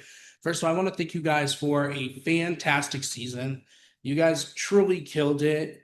Can you guys hear me? All right. Full disclosure, this was a really rough season casting wise, and you guys really brought it. The people who applied, the people we asked to play last minute, you guys are all amazing. You're all fantastic. I love you guys so much. I'm gonna thank my prod team. You guys have been amazing. Especially want to shout out Nick and Rachel. This season would not have happened without those two. They were very influential with the comps, with running challenges, with the idol board. Nick and Rachel really did their thing. Of course, I'm appreciative of all my prod members, but those two specifically did the most, and I am so thankful for them. Listen, you guys know, player wise, prod wise, I have been doing the most this season in regards to not being there, and our prod team, especially those two, have been holding the fort down. I'm super thankful for them. I'm super thankful for you guys. Thank you for the prod team. I'm thankful for the pre-jurors. I'm thankful for the jurors. I'm thankful for the final three. You guys, I think, have truly made a special season. And I think personally, you're in my top 3 seasons of Distortion. So I'm glad you guys had some fun. But that being said, I have the votes. And as I specified, I hope you guys listened. We are voting for a winner. I have votes right here. You want to see your name on these parchments. So I will get right to it. Again, all you need is 4 votes to win in a regular vote, 3 votes in a plurality. I'll read the votes. First vote. is for Evelyn to win Aetheria. Second vote is for Josh to win Aetheria. Third vote is for Jake to win Aetheria. That's one vote each. This vote is for Josh to win Aetheria.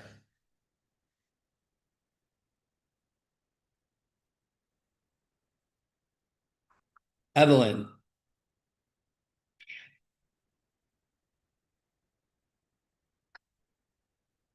Josh. Again, that's 3 votes Josh, 2 votes Evelyn, 1 vote Jake, 1 vote left. The final vote. And the winner of Distortion Survivor Aetheria. Congratulations, Josh. You have won this season. The floor is yours. Jesus. I mean, I honestly didn't expect to even get near like this, but like I had such a blast, y'all, and um genuinely, like to me, this was just like a game experience for me. So like but I genuinely like loved meeting you, like just talking, like whether we talked a lot or a little, like that's what I will remember from this more than just like the win. But like I'm pretty pumped because I'm getting my first buff, I guess. So, but yeah, no, thank you guys. That's just crazy. All right, Evelyn, you have the floor as well. Let's say I love you all, and I'm shocked that I even got 2 votes. Let's go. I was gonna say even then I like I said I would have voted for Jake or Josh myself because I'm like, just take me out. I was gonna say I'll vote for one of them. They did so well and they did so great. All right, and finally, Jake, the floor is yours. No, I would say, I mean, congrats, Josh. Congrats, Evelyn. You guys obviously deserve it. Congrats to you guys as well. I'm glad our Cindy got the win. Super proud of us getting to this point as well. Respect the jury, of course. You guys were awesome getting us the entire season as well. It was great getting to know you guys on a personal level as well. And that was one of my biggest things from to this game was just finding more personal relationships with everyone. I think I did that as well. So I'm proud of myself for that regard. But yeah, once again, congrats to Josh. Killed it. Oh, and like the last thing, because I didn't say on these two, like their journeys were like absolutely incredible. Like Evelyn's from almost like being voted out in the bottom of the tribe to like swooping all the way to the end is incredible. And like Jake's final 6-5-4, that saga in the end game was like insane too. So, but like, so major props to y'all. Any of you guys, all of us, I felt like deserved it. Right, Jake, I did not know you coming in, but you were such an active prod chat guest last season. And so for you to come in here and get this far, I was super excited last season to get to host you this season. And I'm super glad, Evelyn, you played our Distortion mini, the Femme Fatale mini, about a year and a half ago, where we raised about $300 for charity. And Evelyn, you made it to the jury and you kept saying how you wanted to play. And now is your time. You got that. I'm so glad that you were able to get this second place. And finally, Josh, this is a long time coming. And I say that as if you've not won a game I was on production before. Josh, I think that your average when it comes to me hosting you is like 1.25. No, that's bullshit. There's no way. Won 2 games that I was on prod for, and you got second place in the other game I was on prod for. And the fact that you continue to do this and amaze me every time I host you is just fantastic. I cannot stress enough how you are amazing in these games. But again, thank you so much to each and every single one of you. You guys have been fantastic. I love you so much. I have the awards. So let me get that all set up real quick.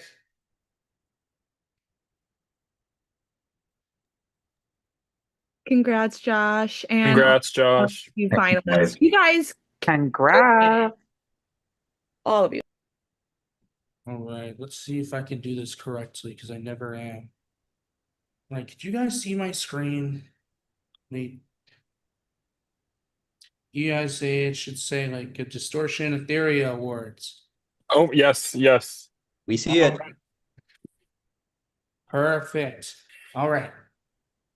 I gotta make it else. Give me 1 second. Why is my computer being like this? Give me 1 moment. I apologize. You guys are amazing. Do not hate me. All right, let's try this one more time. Can you guys see my screen again? All right, perfect. All right, let's get right into it. So, we're gonna start with the duo of the season. Now, I put this in air quotes because this is not actually the duo of the season.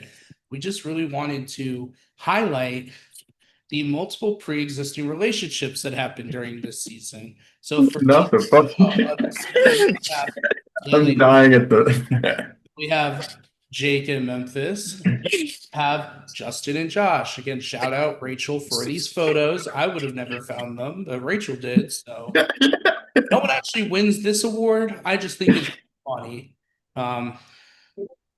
All right, next one we have Hero of the Season. Now it's quite fitting that three out of the 4 women here became heroic. They were strong-minded. They stuck to their guns, but none of them really crossed that line like some of the other players did.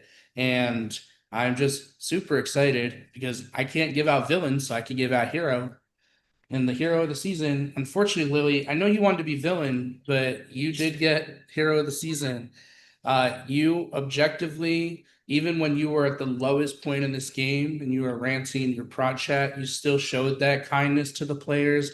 You still brought it on a game level that didn't seem that it was over exuderating. You weren't pressuring things. You were just letting things happen in a game level while also being your friendly self. And we really appreciate that here. So that being said, Grace is in the waiting room. I got her. All right, and I'm not reading the prod chat, Prod, so if you're doing an award, just cut me off. I know Nick's doing the next Oh, one. you already know what I'm doing. So this award is my absolute fave. As a sneaky little villain myself, I do think that these individuals play the most entertaining games by far. I think that they sometimes can be over the top in a way where Prod's like, what the fuck are they doing? Sometimes can be dramatic. I know I was. And sometimes just play very relentless and ruthlessly. And I just adore that. So our villain of the season this season is Josh. Oh, I don't know about that. I think for Don't me, even. what really pushed it over the edge is you, as much as you say you didn't, stringing Justin to Final Four, watching him piss in that cup after you drop 15 minutes into that comp, and then immediately being like, you know what? I'm going to do the same thing that I did to Justin 5 years ago and give him 4th place. I know.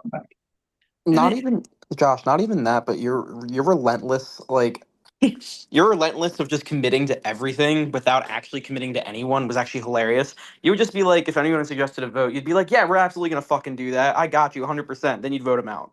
You're probably the only person who consistently did that every single round. And Where at least the bi- some other players offered some like, well, I think you're getting the votes. No, you were like, nope, you're not getting the votes. Promise, you're 100% good with me. the biggest Also, instance. oh, Oh, sorry, go ahead, Rachel. as the person who probably sat on the majority of your calls, every single round, I was blindsided when you would send in your trust rankings. And I can't even begin to imagine how the people that you played with felt because I was shocked. So, yeah, this one's all you, bestie. Sorry about There, it. there's a specific time that'll be talked about later in the slideshow where you went on a call and said, I'm 100% doing this. I swear to you guys, I'm doing this. And then got on a call with a different person and said, okay, we need to figure out how to make sure this never happens. And you did. And I applaud you. All right, after villain, we have the most Rob Preager. Now we had 6 Preagers this season, and I think that's Rachel. Yes. Hello. Um, quite literally every member of the pre-jury was robbed. We had to fight just to even figure out who to put for noms here. Because y'all are wild. Hercynian, Himalaya, Hemorrhage, y'all are stupid. Stupid good. Stupid compliment. Will it be Shanice, who was flipped on kind of out of nowhere? Will it be Noah, who drew the wrong rock? Or will it be John, who was the most swap fucked I think I may have ever seen in my whole life? And the answer to that is Noah. You can't beat a rock draw. You can't beat just absolute fate. Noah was probably the one person who would not receive a vote or get set. Like both sides were devastated that Noah left. And Pod was as well. Noah, we miss you. I don't think you're here, but I wish you were. Yeah, robbed, deserved better. And once again, we blame Josh for that. So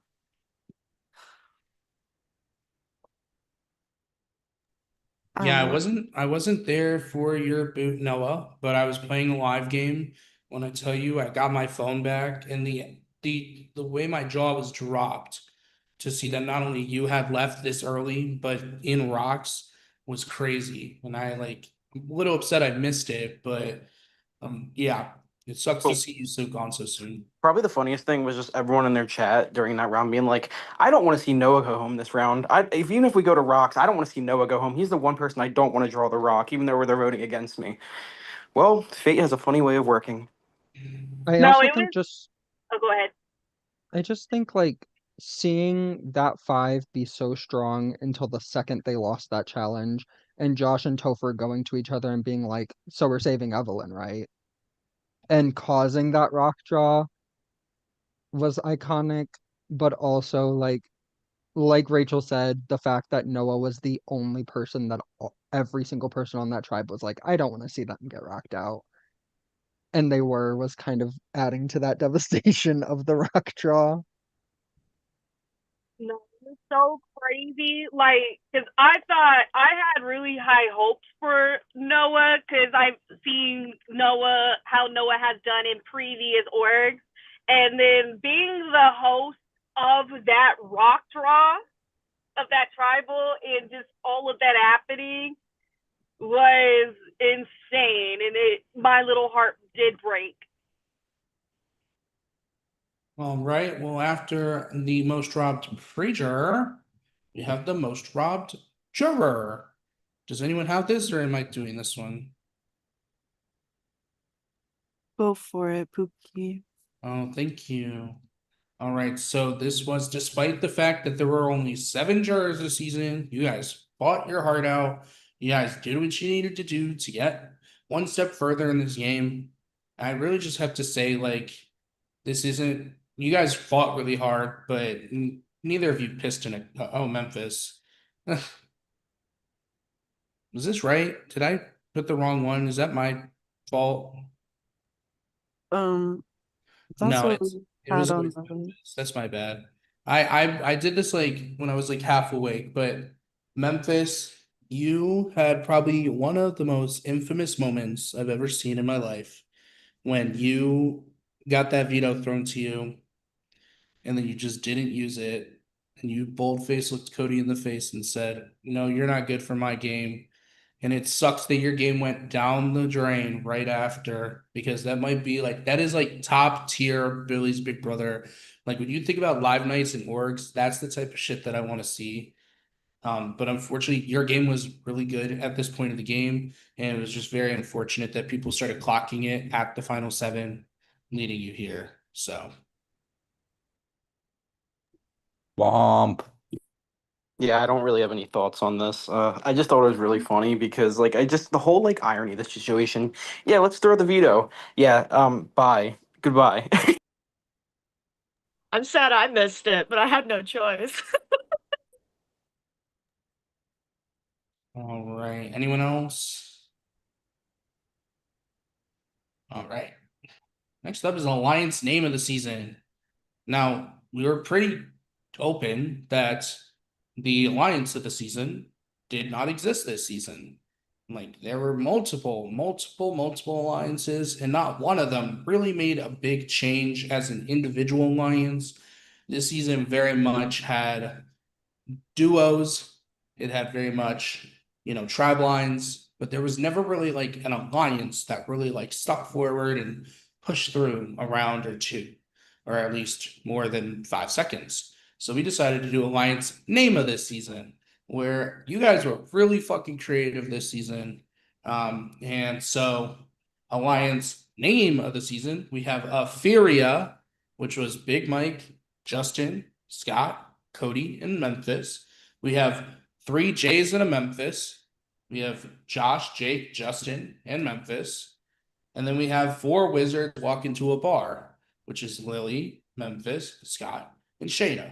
So the best name that we thought of, no, Bros was not a good name of alliance. Aetheria. The play on words. Oh, chef's kiss. You couldn't get me with a dad pun like that in my life. Just to kind of like give you guys some context, just basically like when we say like there wasn't really a strong alliance, like sure there were people in alliances together who like worked together. Like you literally like The Last of Us between like Evelyn, Josh, and Jake. But the thing is, they went 5, 6 days without talking in that chat towards the end game.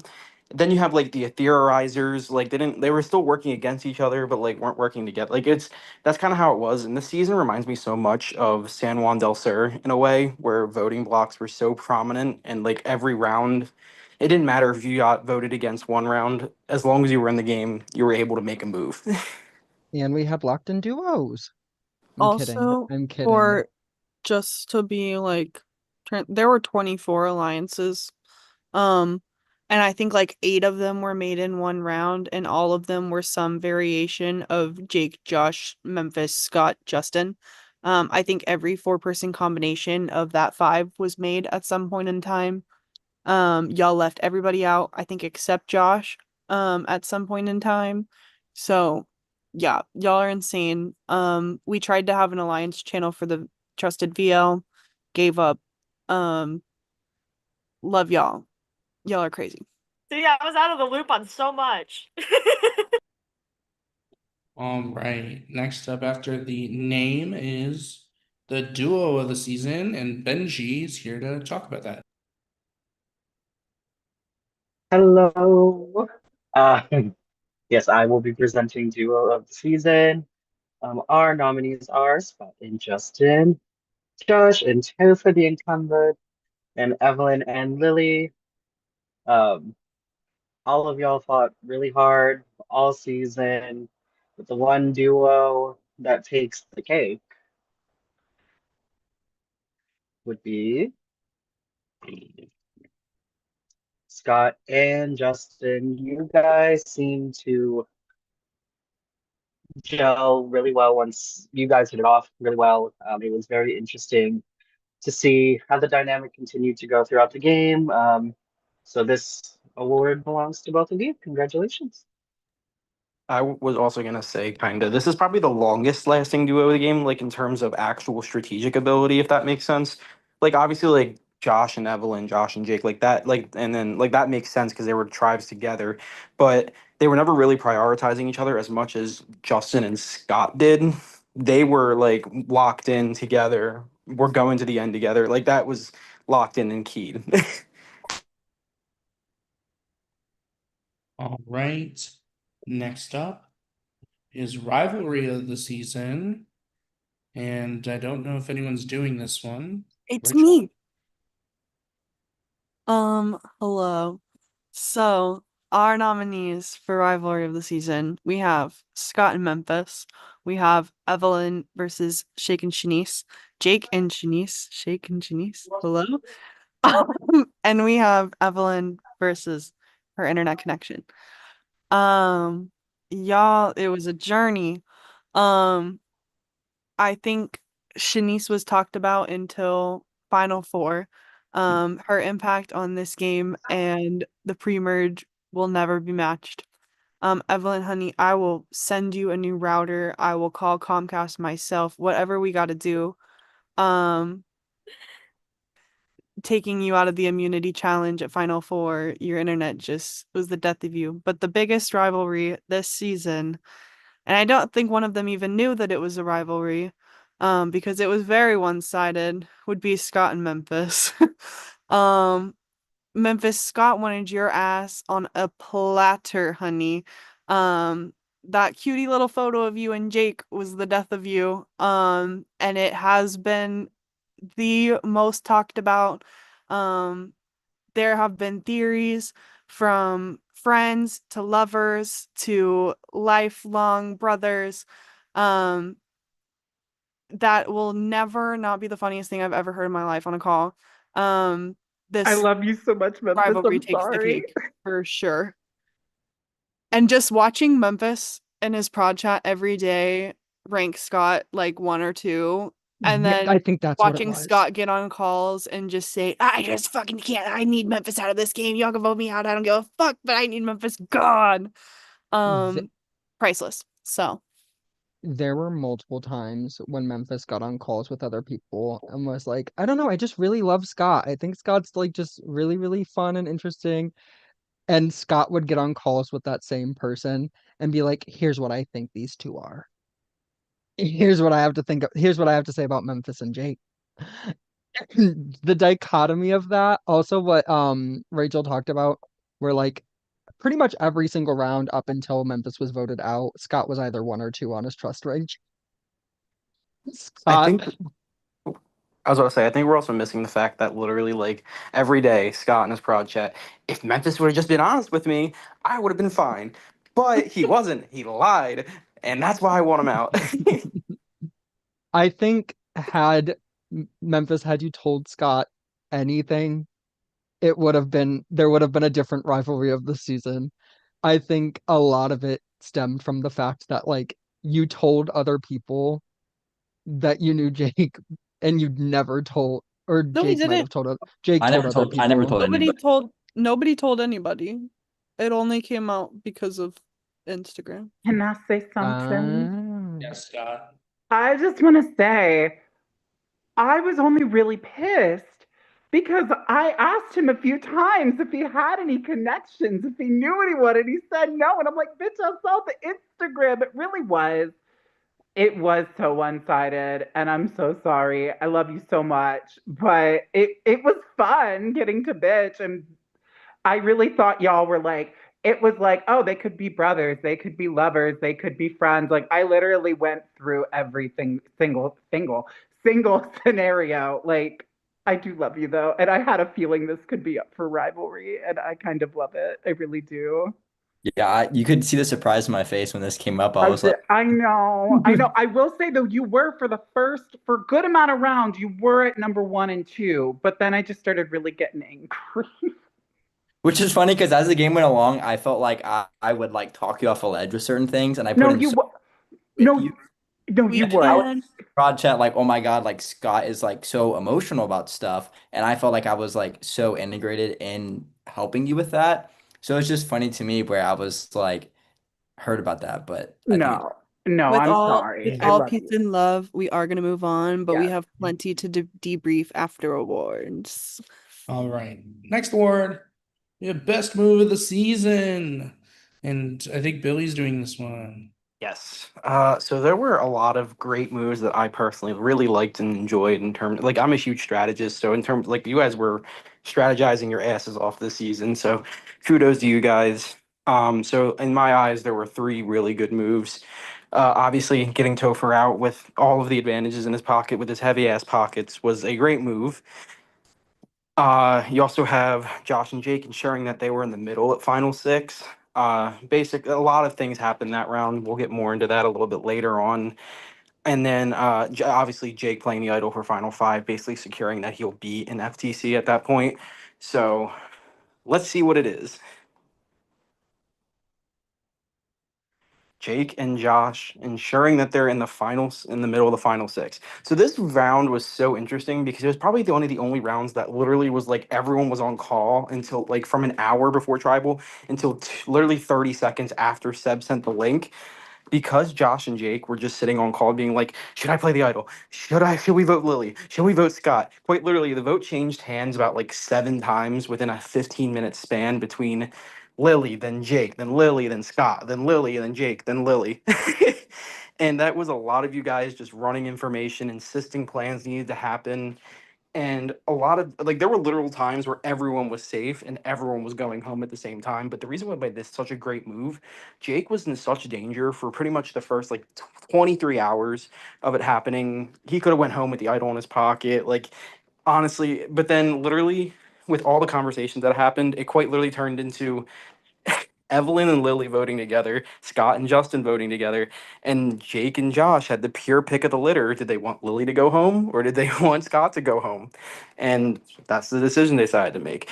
So I think there's such a fascinating move from a voting block standpoint. All right. And with a best move, unfortunately, we have a worst move. All right, I'm back. So again, Evelyn and Lily getting Lily voted out of the final six. There were a lot of dynamics that happened within that round, like I just explained, and I would love to like go on like a 20-minute tangent about it. Trust me, it's probably my favorite round of the entire game. Cody openly throwing the Big Billy's Big Brother POV and then literally sending himself out the door. Kind of self-explanatory. You threw your only chance of going home, of staying in the game, I mean. And then obviously Memphis not saving Cody with the POV, quite literally sending someone out who had full trust in Memphis.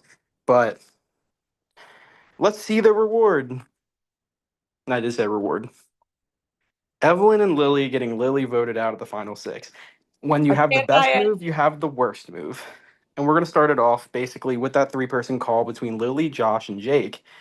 During that call, Josh and Jake were so ready to work with Lily in that time, but Lily, you kept insisting on a 2-2-2 plan that you kept trying to include Evelyn in everything. And at that point, they were not comfortable including Evelyn in everything.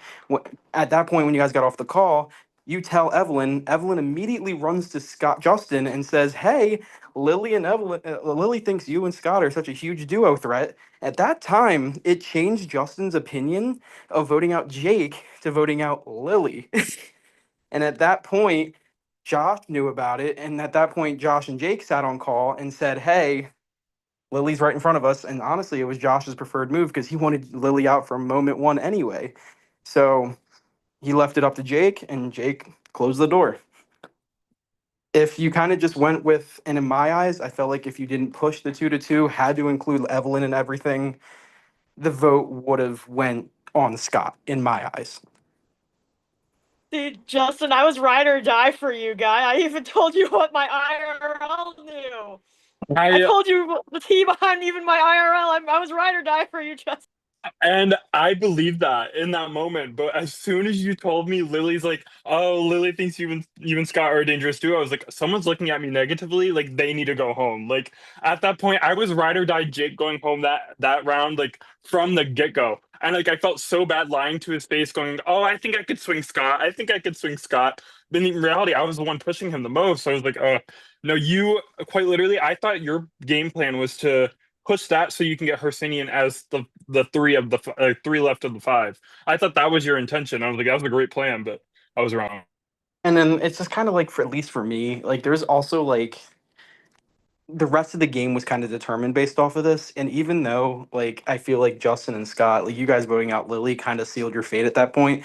Because at that point it basically said, "Hey, I'm comfortable with leaving the minority turning into the majority." At that point, they were always going to go to the end with each other. I felt like your better move at that point was still to shoot at Jake. I think if Josh, and Josh, please correct me if I'm wrong, you were willing to let Jake go home with the idol in his pocket at 6. I don't know. I don't think so, to be honest. You kept going back and forth. That's why I'm trying to make sure, because like you did mention it in your prod chat at one point, and then like we never got really much from you after that. The thing is, it's like I was so deeply invested with a lot of the people near the end, but like I don't think I could have like sent home Jake or Evelyn because they were like such good allies to me from like I couldn't say anything they would have done against me. So I probably wouldn't have sent him home. I think what makes this move stand out compared to the others is that round was so open between Scott, Lily, and Jake going home. And the second Evelyn told Justin, Lily was like 100% going home, and there Yeah. was no wiggle room to talk about it anymore. I do want to add, I definitely feel pretty sure I at least told Josh that we didn't have to include Evelyn. Um, but I guess it felt like I had to, I guess, from your guys' point of view. So that's definitely a bummer to hear that that was kind of part of it. Lily, what I will say is your 2-2-2 made more sense than a 3-3 in my opinion. But I do think you wanting to vote with Evelyn did push Jake and Josh away from you. And I don't think it was more of like you brought it up, and at that point, Josh and Jake weren't gonna push. Like they kind of let you do what you wanted to do rather than offering any actual like what they wanted. Like I feel like they agreed with you with going back and forth, but if they insisted and that you didn't tell Evelyn, I'm sure you wouldn't have done it, and we wouldn't have been in this position. Well, I think. Oh, sorry. You can go. I was just gonna say, like, I mean, because clearly I was still in the dark regardless and not included fully because I got apologies later. Sorry, Evelyn, we didn't tell you about our thoughts on Lily.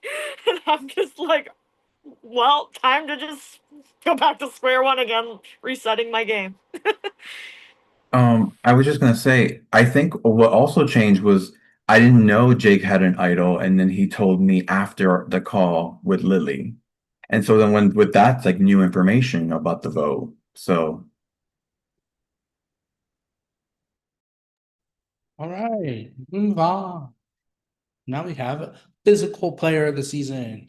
Now, these players were strong, brutal, ooga ooga, aka there wasn't a lot of physical comps this season. So, and this is really cool. I love talking about this. This season holds a really distinct, not record, but almost every individual immunity was won by a different person throughout the whole season.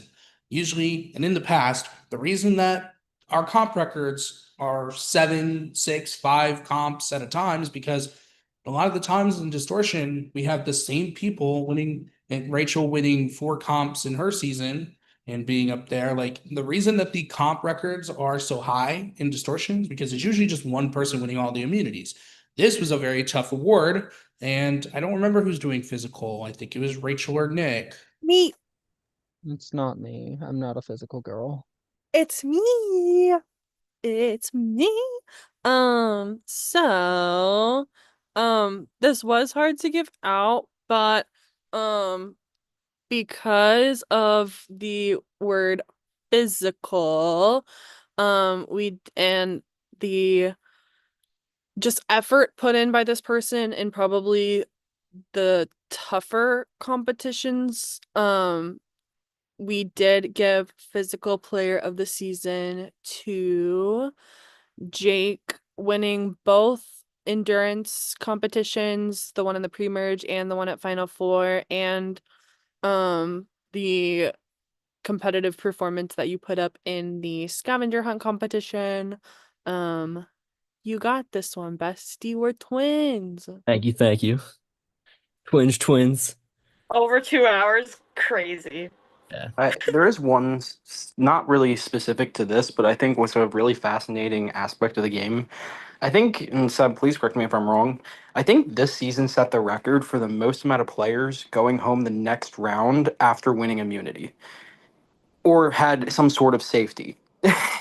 I don't have that record off the top of my Well, head. just off the top of my head, like Cody Cody won the immunity, the big mic round, then went home next. Memphis won the POV, went home next. Justin won the final 5, went home next. We had a lot of people winning challenges and then immediately getting sent out the door, which I think is a funny coincidence. Lily too.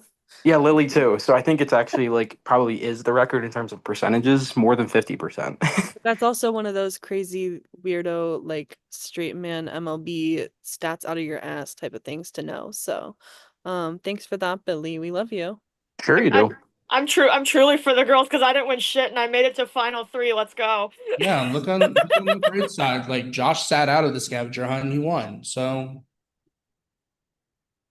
all right. Next award we have, because of physical, we have social.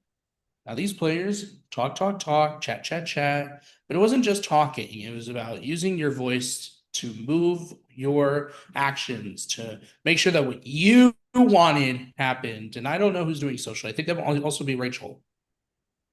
Oh, I don't I'm think not a social girly, so it's not anyone me. picked, Seb, I think this is you. but Hey! I was Oh like, my I God. can yap if I have to. Billy Vance could recognize my social ability when it comes to orgs. So this person did a really good job of being able to talk and get themselves through plans. And it kind of falls back to what we were stating before, that this person was part of something that was able to stick throughout the whole game, or at least up until their elimination. So we did give social to Justin. Justin, you did a fantastic job. And what I applaud and what made me really push for you to be in this award is, especially in the early merge, you were very, very honest with people on when they were going home.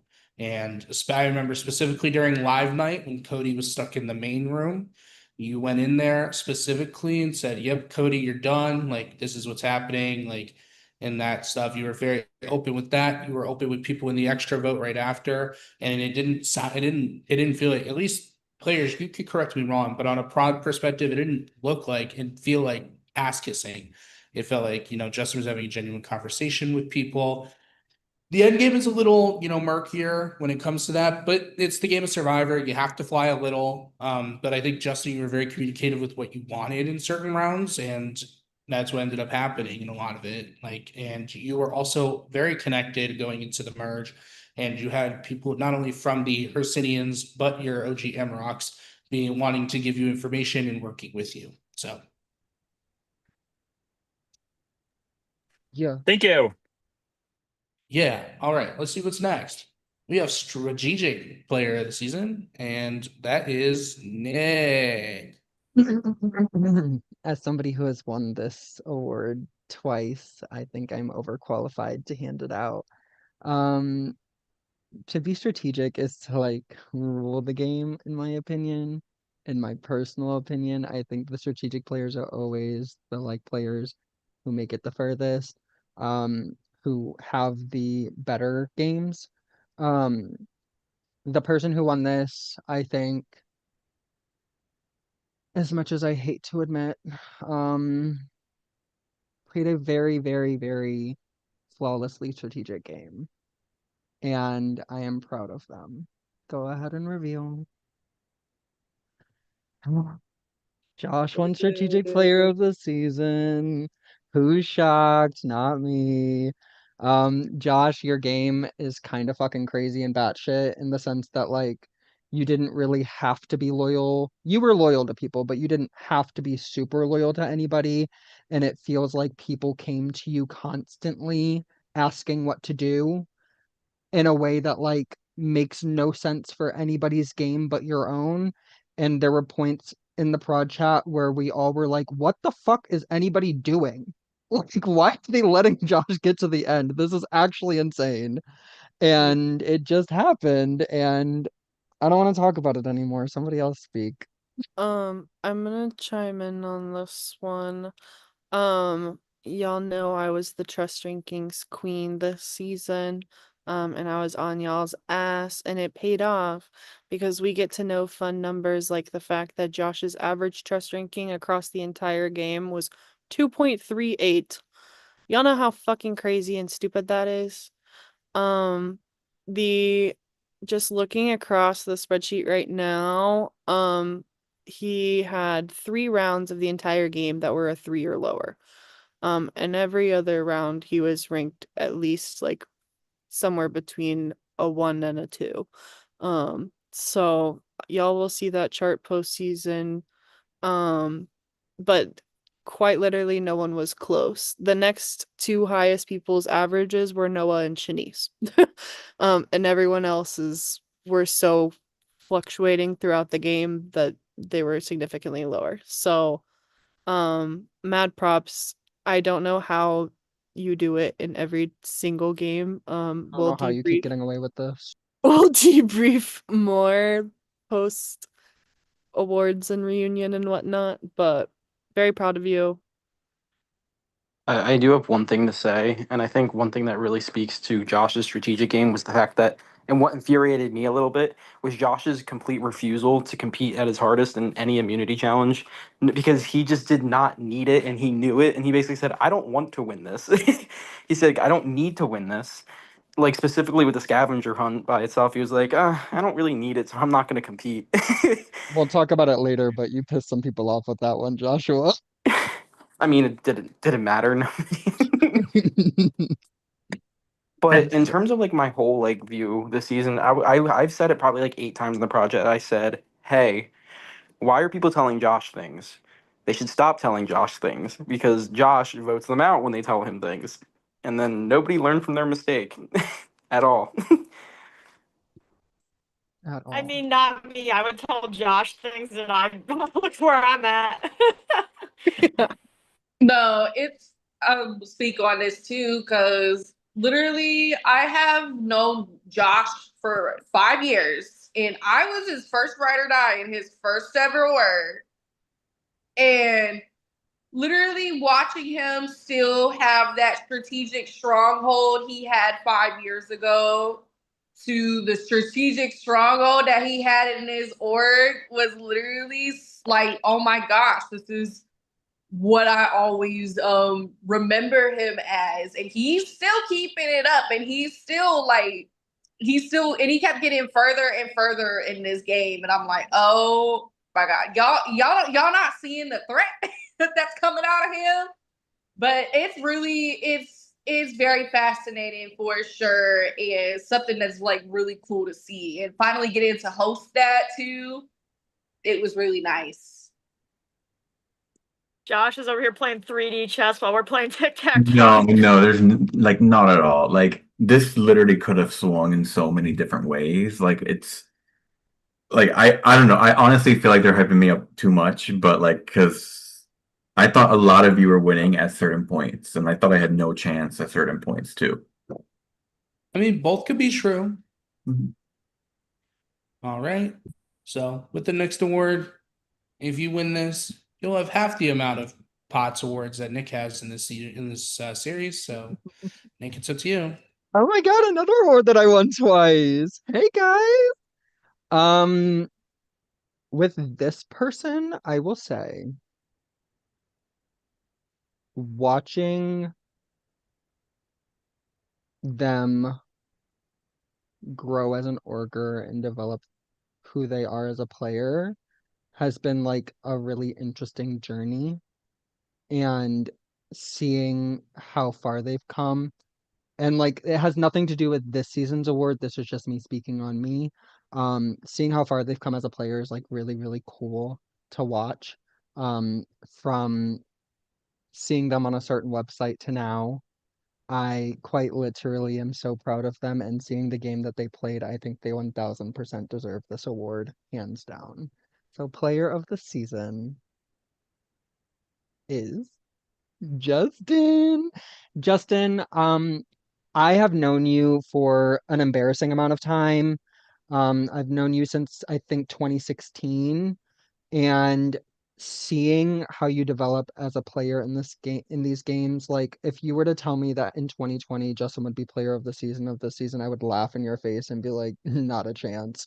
But seeing the way you played this game and how you maneuvered yourself in ways that were smart but still true to you was really, really wholesome, and I loved it a lot. And seeing the genuine connections that you made in this game made my heart happy. As somebody who won this award from a very villainous, nasty position, it's nice to see somebody win from a position of positivity. Also just to, because I have to say nice things about you too. Justin, you literally stepped in at probably the last possible second to play this season. I had to beg Justin in the middle of the night about a day or two before cast reveal, because we had some last minute jobs. So for you to come into the season with like zero preparation to even think about like playing an org and then putting as much as you could have easily gone the inactive route and not really cared at all or tried very hard, but you gave it your all, and I absolutely loved like just sitting on calls and watching you goof and laughing so hard that my cheeks hurt. Not those ones. I have loved it and I am so proud of you, and you absolutely killed the season. So congratulations, Piss Boy. Thank Yeah, It makes Justin. Oh, Justin, I didn't get to touch on your because I messaged in your prod chat about your social, because I was ironically peeing while that was happening, so I thought that was kind of funny. But ironically, like honestly, you like your point, like your precision on knowing exactly where you stood in the game, and I think what impressed me the most was realizing like, hey, Scott, we're not in control of Amarok. Let's work with the Hemorrhage tribe and pushing that narrative basically mean like we need to work with these people to make sure that we're back in position, and how flawlessly you're able to do that without really honestly too much effort on your end besides just hopping on a call and making like people like Evelyn love you was really like super impressive to watch from someone who does not value a social game. You killed it this season. Yeah, yeah. guilty. Yeah, so I mean, it gets a little emotional. I think about like 2021, 2020 when we were like really close, and I was like, oh, I'm gonna get Justin. We like tried hard to get you to play season 1, 2, 3, and it just didn't work out. And when I tell you, like, it's been sitting on me, the fact that I was like, oh, we fucking missed the window to get Justin to play Distortion. And the fact that, like Rachel said, you came in with the least amount of preparation, the fact that the first round you were on your tribe openly volunteering to say, hey, if we go to a joint tribal, let me be one of the 4 people. And I was like, fuck, I drafted Justin and I'm screwed. But the fact that you like what you found yourself in a good position almost every step of the way. And whether that was by luck, by your choice, or something that you did, it was fantastic to watch. I'm super thankful that you actually got the chance to play this. And I know in your prod chat, you talked about this potentially being one of your last games. I'm so glad that you were able to play this game, get as far as you did, and, now get player of the season. So,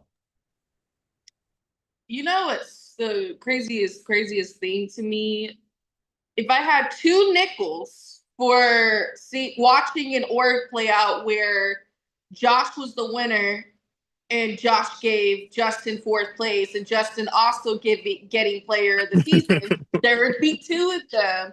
Literally, kind of like it's my like. I feel like the way I said for Josh just now for that strategic one, like you always like watching you play is also one of my favorite things because you just do so well at it, and you prove time and time again that you still got it. And even though you step it in last minute and be like, oh dang, let me come into this org, and you came in here and you absolutely just slayed this, like is really impressive to me. And you should always still be very proud.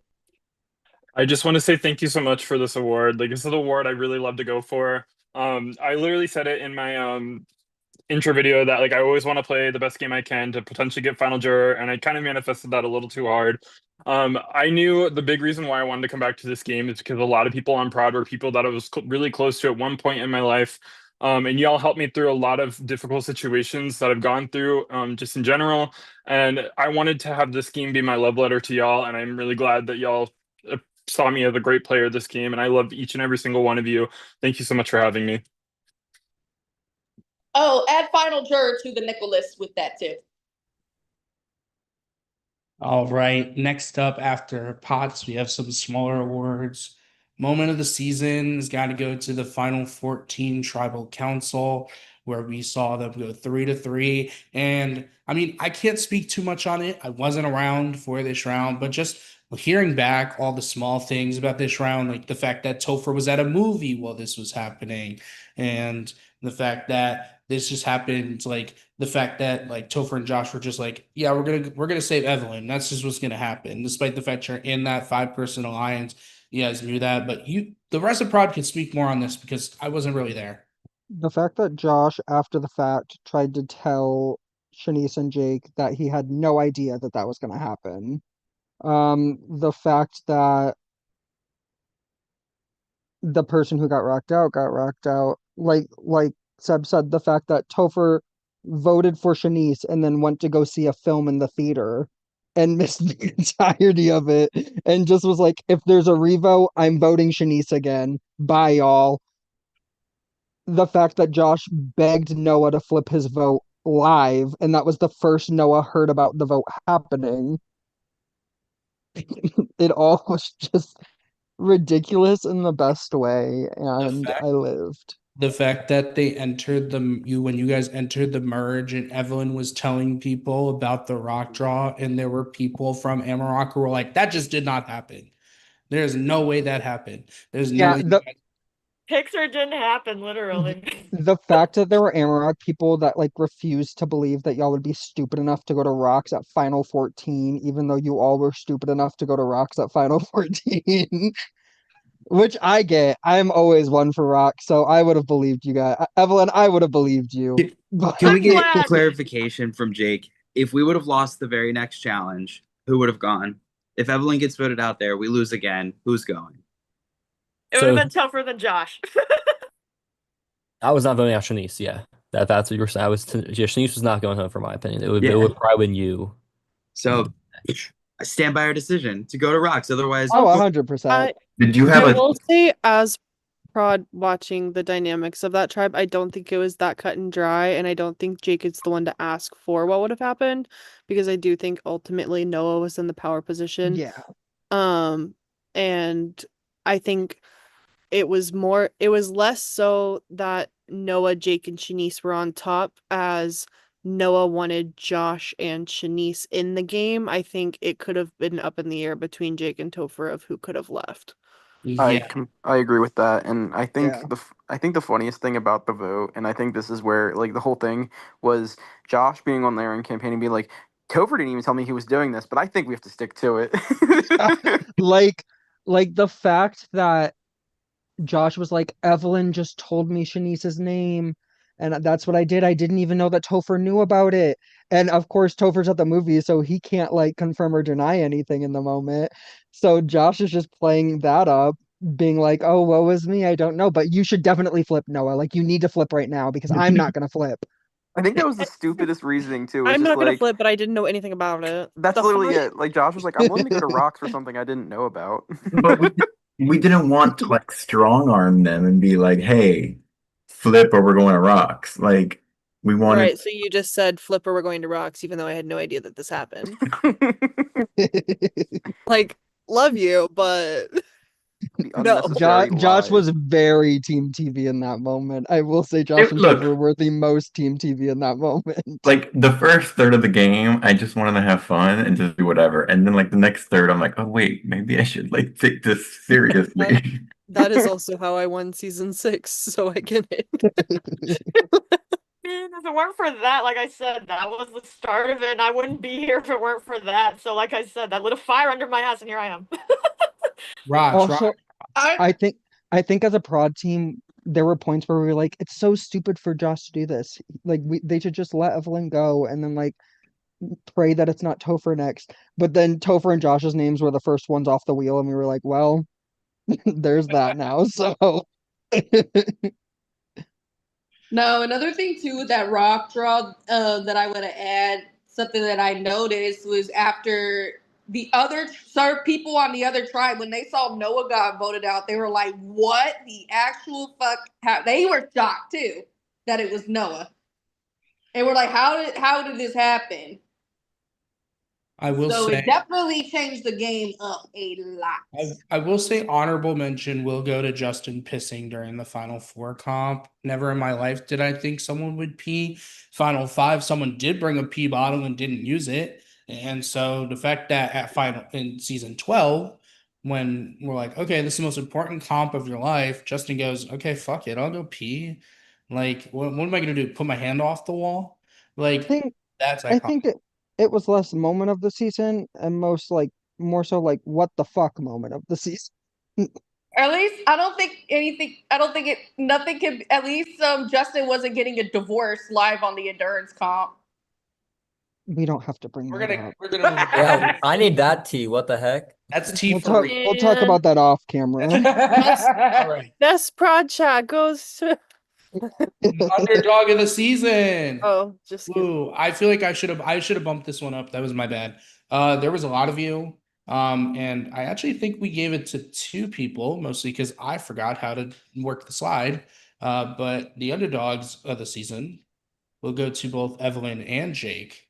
You guys fought your asses off, and as mentioned, in either way that rock draw works, you guys were put in a really weird position. And you guys fought to make sure that you guys could put yourselves in better positions. Evelyn, since the pre-merge, fighting and making sure that you could get to the point that you're sitting at right now to get second place. And Jake, from final 6 to the final tribal, having to fight your way and get yourself here with very little support. Yeah. Any other prod? I think there were like multiple points where you guys could kind of like do what you wanted in the game for sure, and like you were in that position to do that. But I also think there were like a lot of points for both of you where you were at the bottom and you had to like play the game, and you both proved that you like are very capable of doing that. I think All right. specifically the rock draw for Evelyn was a huge turning point in her game. And like I still think from that point on until like later merge you were seen as the underdog. Whereas Jake, like after the rock draw and then at final 6 on in those separate instances, like after the rock draw to merge and then final 6 to final 3, you were kind of a huge underdog in that sense. Yay. Next seed. Prod chat of the season. These three really ate up. And this isn't just for them, but this is for their prod chat guest as well. So prod chat of the season goes to Jake. Easiest fucking award of the season. This man put in work. I did not mean to snatch this award right from out to your belt, Seb, but when I tell y'all, Jake kept the VL updated more than anybody on prod. Jake made us put a VLDR VC for him so that he every could yap. single day. He had his own prod chat DC to vent about the game. After the Memphis blindside, I think I sat with Jake on call for probably 2 hours as he plotted his revenge tour. And it killed me. And then we have to give an honorable mention to Memphis's VLLTM confessionals. Sweet Memphis could not remember how to send a VLDR, so he said, VL, listen to me. And every single VLDR sent from that point forward was VLLTM and whatever message he had to forward to the VL. That made me so mad. I can't even lie to you. Like I'd be sitting there, I'm like, I don't even want to forward this. Like he's doing this on purpose now. Well, it's so ridiculous because VLDR is 4 letters and VLLTM is 5 letters, so you would think that the 4-letter anagram would be easier to remember than the 5-letter anagram. No, it was so funny. I don't care. Y'all know me. I love a bit, and I did giggle every time I saw it. We want to be real. I just found out what it meant right now. So I just thought that he didn't put VLDR correctly. So No, that's my mistake. He said early in the season, I want to send this to VL, and he was like, how do I do it? And he was like, VL, listen to me, and then he put VLLTM before everything. So good times, good times. All right.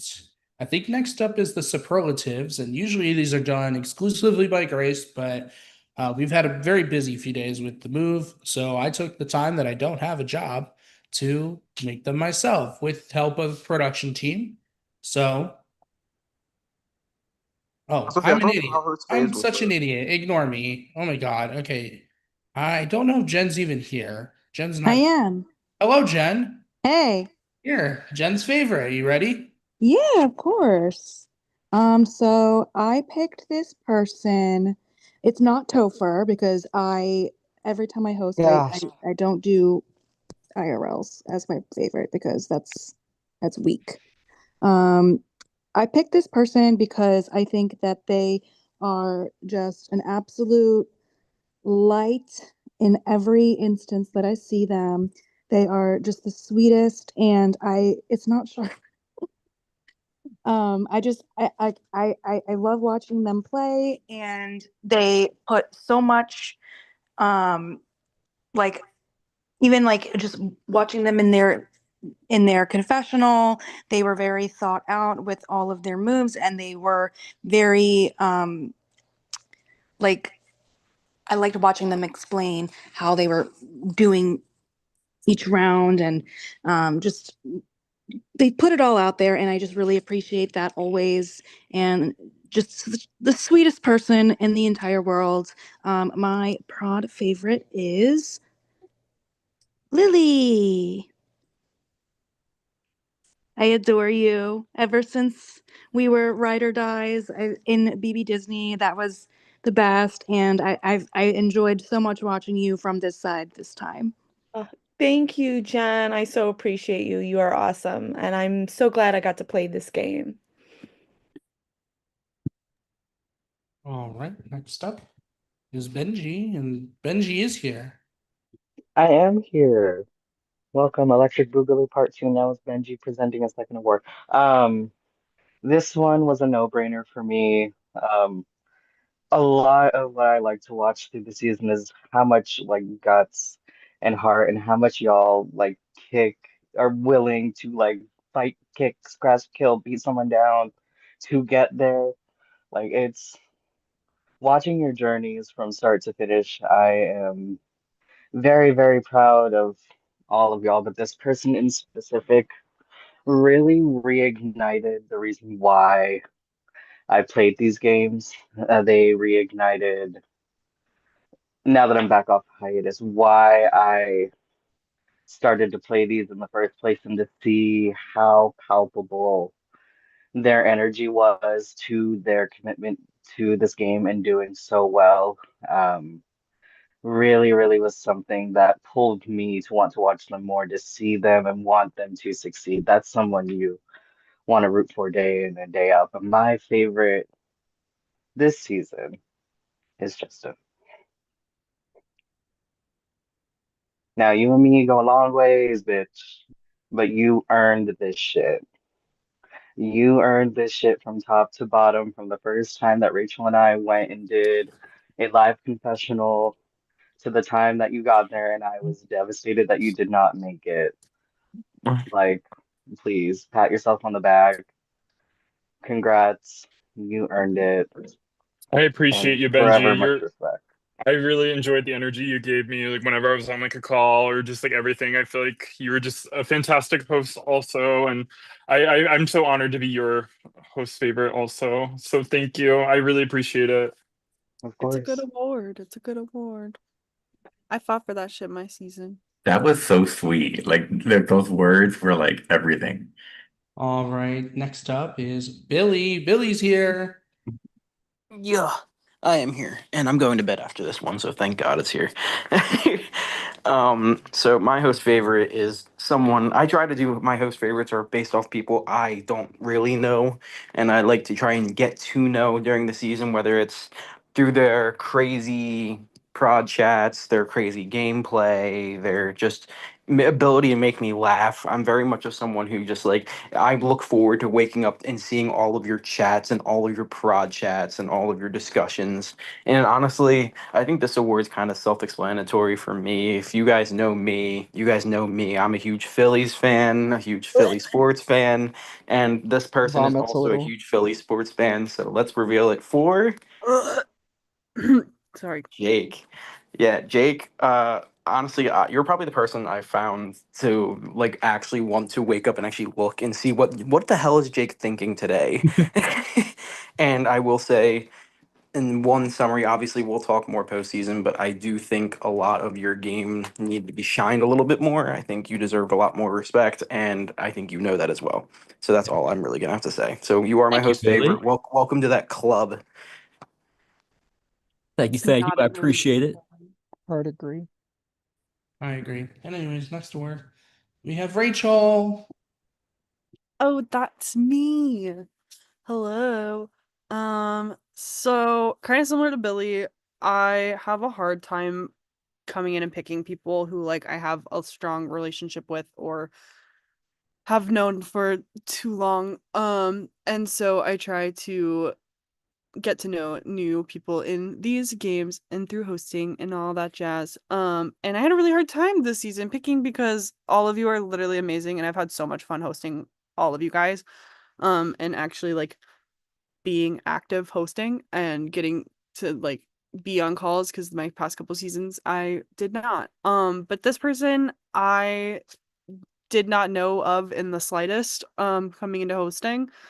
And I just have so much admiration for like who they were as a player this season, but also just as a person. And I feel like no matter what the game situation was that was happening, I feel like they kept it classy like 100% the entire time and spoke very highly of everyone, was very kind to everyone, no matter where they were at in a game relationship, would sit on calls and play video games with people that they could vote out tomorrow if they wanted to, but like not in a malicious and like sneaky way, but in a just genuine, I want to know you as a person and have a good time way. And I'm super excited that we got to become friends this season.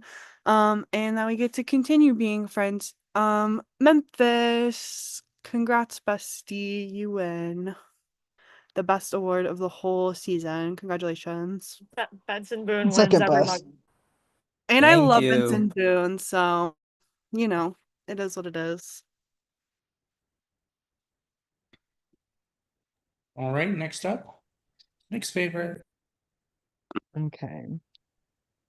I'm gonna start this by saying, as similar to Billy and Rachel, I usually do not choose somebody that I know well prior to the season. However, watching this person play was a dream to see, on top of the fact that I have been very, very close friends with this person for years, and they are one of my favorite people in this world. Seeing them play this game has been incredible, and watching how they've changed their game from when I was a Final Two with them in a little 10 gauge group game to now is genuinely so heartwarming. I said it in the prod chat that our robot has a heart now, and I literally adore them so much. I love you all so much. I had so much fun watching all of you. Respectfully, it was not a close decision for me. My prod favorite is Josh. Josh, I have seen you play heartless. I have seen you play with too much heart, and somehow you're always finding yourself in a final two regardless. It's kind of annoying. Um, but I just am so happy to have you as a friend. Love you too, Nick. Next up is Grace's favorite. Hello, friends.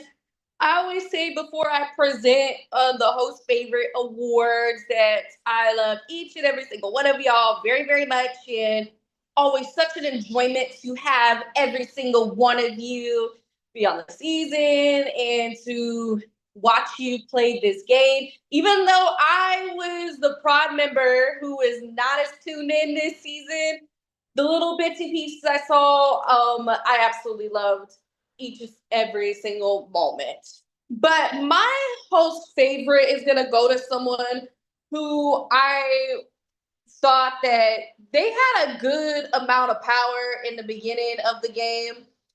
And they just watching their pride chat and watching what they were thinking. I always kind of like what Billy was saying with he would go into their pride chat for their person. I would do it for this person here. And another favorite moment, because I have to shout it out, is anytime I showed up on a Zoom or showed up on a call they were on, they were like, Grace, Grace. And I love that very much. And I have also, and this person I have known for a little bit. My first experience with them, I did not talk to them at all. And then just to see them in the last several years, the type of player they are, and it's just really cool to watch. And so my host favorite is going to the person twinning with my fiance for their birthday and my Olive Garden bestie, Cody.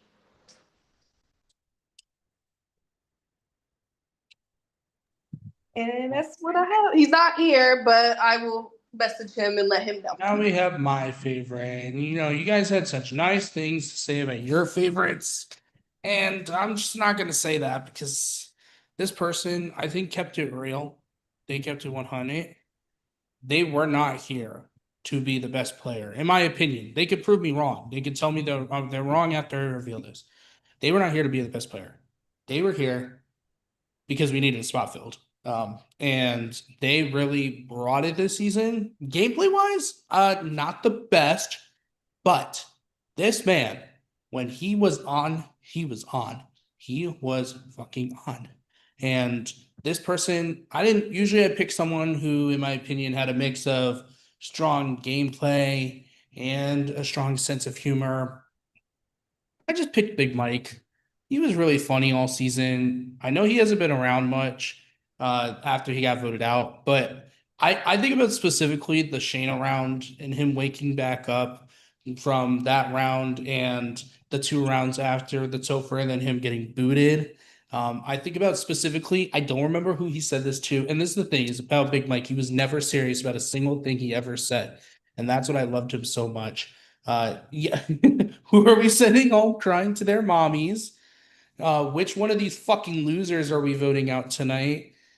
Just stuff like that, like really just like it was funny. I enjoyed watching his content. When he was on, he was on. I really appreciated that. And I just, again, I want to give a shout out to the other people who did not get host faves because you were amazing to host this season. But Mike was just really fucking funny. And that's all I looked for in this season. In a season full of people who are really playing this game hard.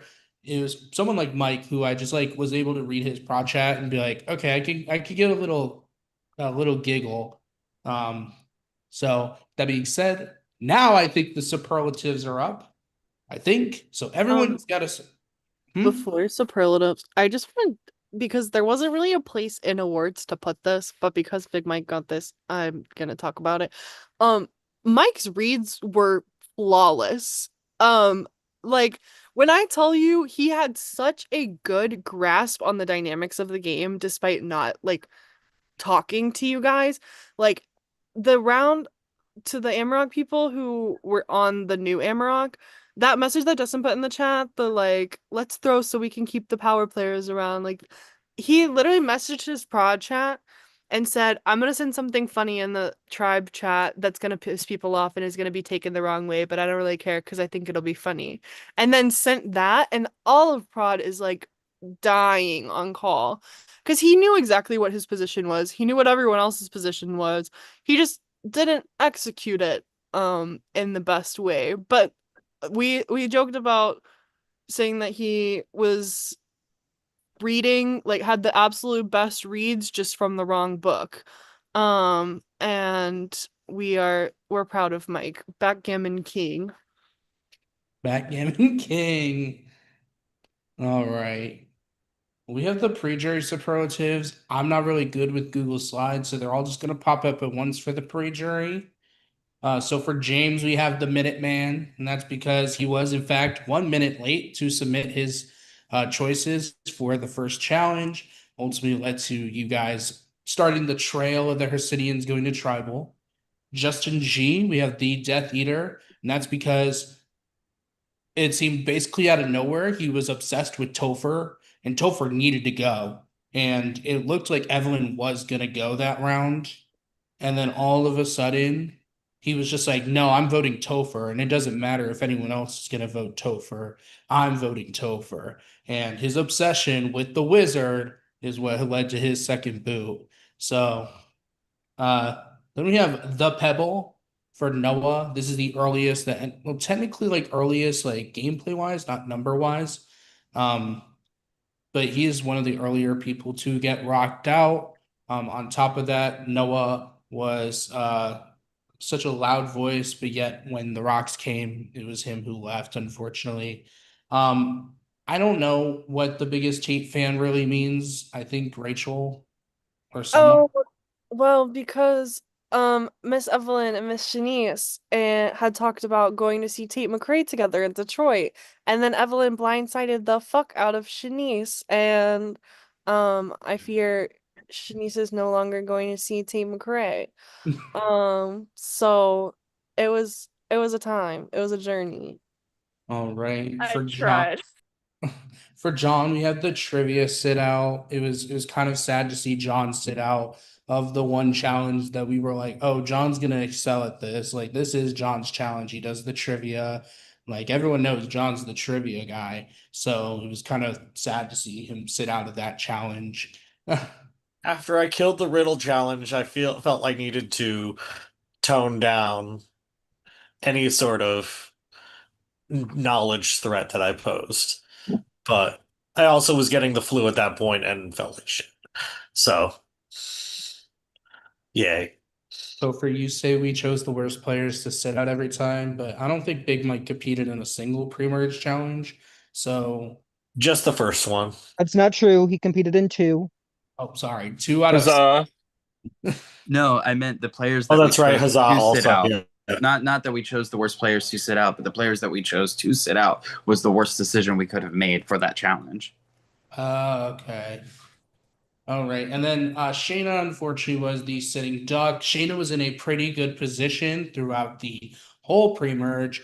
And like I mentioned with my host favorite, it just so happened that Mike woke up at the right time. And unfortunately, because Shayna was super busy that day, was unable to really position herself with the new tribe dynamics with Mike being there. And unfortunately, because of Cody and Mike, she was unfortunately the last pre-juror. And I just want to say, Shayna, if you're ever watching this, you are amazing to host. I love you so much. Shayna definitely was new, and she said it in her prod chat a lot of the time. She had that new player anxiety that comes with playing these games for the first time. And I would definitely relate to that. And I just hope that you at least enjoyed your experience, because I know that a lot of people, when they're new and they get out early, you could really, it could really turn you away from work. So that being said, no, what am I Wait, doing? real quick, I want to add on to Sheena. I just gotta say that one of my favorite reads throughout the season was the awkwardness that was Shayna and Big Mike's one-on-one. It cracked. There were moments in there that cracked me. They didn't talk for 7 days, and Big Mike goes in there and says "final two?" question mark was one of the funniest things ever. All right. All right. Now we get to the jurors and the FTC participants. We have Topher, who is the collector. Topher ran the idol board in the pre-merge, and he had everything. And the fact that people were like, oh, Topher just wanted to put a target on other people's back when he left and said that was crazy, because I was like, oh my God, I felt so bad, Topher. I was like, you have everything, and it's just gonna go. And the worst part is because the Amaroks were not having the same luck with the idol board. So they got none of the advantages or idols. So once you left, it just kind of stopped. So Mike, the blunt hammer, as I mentioned, he was very open with what he wanted all the time. But he's a blunt hammer because his positioning was never good enough for him to do anything with that information without a help with a lot of people. In turn, it really caused, I mean, like we mentioned, his reads were great, but from the wrong book, and it never really helped him. Cody is the king of cups and pong, because Cody was just so good in that cup challenge, to the point where he had to knock over the cups, let Memphis win it for him. The Mona Lisa, you had Mona. Mono. Mono, sorry, same shit, different word. But yeah, I don't know the full context of that one. That's Nick and Rachel. They've had mono for like the whole season and was cooped up in his room and went fucking crazy on calls 24/7. Due to the mono, I fear. All right, then we have the scavenging supervillain. Lily did talk about a lot how she wanted to, especially in her preseason interview, she did say that she wanted to be a villain. She killed the scavenger hunt. But it was really funny just how much Lily really wanted villain this season. Then we have the roller coaster of the season. Scott, I think you know as much as we do the emotional and game roller coaster that you went on this season, and it was probably the most dynamic things for us to watch in the prod chat, just for us to like be like, oh my God, what is Scott doing? Oh wait, Scott's doing this. Oh God, Scott's doing this. And it was really fun to watch, but it was also like very chaotic for the prod checks. We're like, where the fuck is Scott today? I would be so excited about something, and then somebody would say something like just in the wrong tone to him, and he would immediately go to his prod chat and be like, I'm fucking sick of this. And I'd be like, oh God, this relationship between like the fact that Justin and Scott were so close for so long, I was like, oh, this is a duo. I was like, Because he could keep me calm. okay, then Justin, we have the mayor of Urinetown. As you know, the musical, I hate you. The musical Urinetown, it is illegal to pee. Justin, in fact, said, no, I will be peeing. And that is the Stanley that the pee went in, I'm assuming. $25, anyone can have it. Who wants it? Do you want to sign it? I'll put it on the We can auction it in the VO. auction it. Distortion auction. Did you just offer Not us the to limited buy edition your cup. pee cup? All The right, fact that Evelyn, that's still there is crazy. Evelyn, we have the book club because I swear to God, Evelyn, you asked everyone to be in your book club with you and Rachel. Like every conversation, I swear it was, hey, me and prod member Rachel, we're trying to do this book club thing. Do you like books? Do you want to read books? I love books. What's so crazy is I didn't even know I was in the book club until I already had other members. Oh, Memphis, you got it. Ah, okay, we need to start. Yes, Memphis is in this book club too. It is. All right. Jake, the type of thing. I think Jake's favorite phrase in the whole world is the type of thing. He says it a lot. He said it in his confessionals. He said it at tribals. It's He just said it at FTC yeah. like Well, three times. and it's just that type of thing where Jake would just, say that type of thing. And so like I just thought that maybe as like a superlative type of thing that like maybe that could be like Jake's superlative type of thing. But like I don't know if that's the type of thing that y'all were thinking. Love you First game related so. thing I did for this was VC with Jake, and I heard that constantly. All right. And Josh was the Sandra Diaz Twine sit out. Josh put absolutely like 5% of effort into every challenge, openly throwing the challenge to get Shanice out, openly not competing in the scavenger hunt. We had to ask Josh during the scavenger hunt, Josh, are you abstaining? Because if you don't tell us you're abstaining, that's a strike. Oh yeah, He- but then I was gonna like look for a quarter to zero that one or something, and then I'm like, fuck it, let me just abstain. Like the riddle challenge, Josh straight up would say, "Oh, I think it's this." So I'm gonna say College Station, Texas. And then would like Oh. move on to the next one. He's like, oh, it's definitely the one from Game of Thrones. Let's go with Jacksonville, Jacksonville, Florida. Florida. Her And answers like made me so cross-eyed. I could not breathe. The dichotomy of Josh like purposefully throwing that, and I love you so much, Jake, but Jake getting every single one of those like genuinely incorrect was so funny to me. Yeah, that was fun. Love y'all. And that's But the end. yeah, that's the end, guys. Thank you again for a successful season. Again, might be recency bias, but I truly have you guys in my top 3 Distortion seasons. I tend to find that the smaller cast seasons are the ones that I like to watch and I enjoy the most. You guys, like Nick says, top 1. I definitely would say you're like my second or third. I'm gonna sit on it for a while, but I think that you guys really hit it out of the ballpark with gameplay and just team TV, and like everything just felt natural. There was never like, no offense to, I'm gonna stop the stream before we continue, but to the people watching, thank you for watching, for supporting season 12. Season 13 will not be coming for a while. We need a break. We need a big break. Like I need a nap, like a long nap. And I'm sure that the rest of Prod needs that nap too. So when What's rest? what's rest?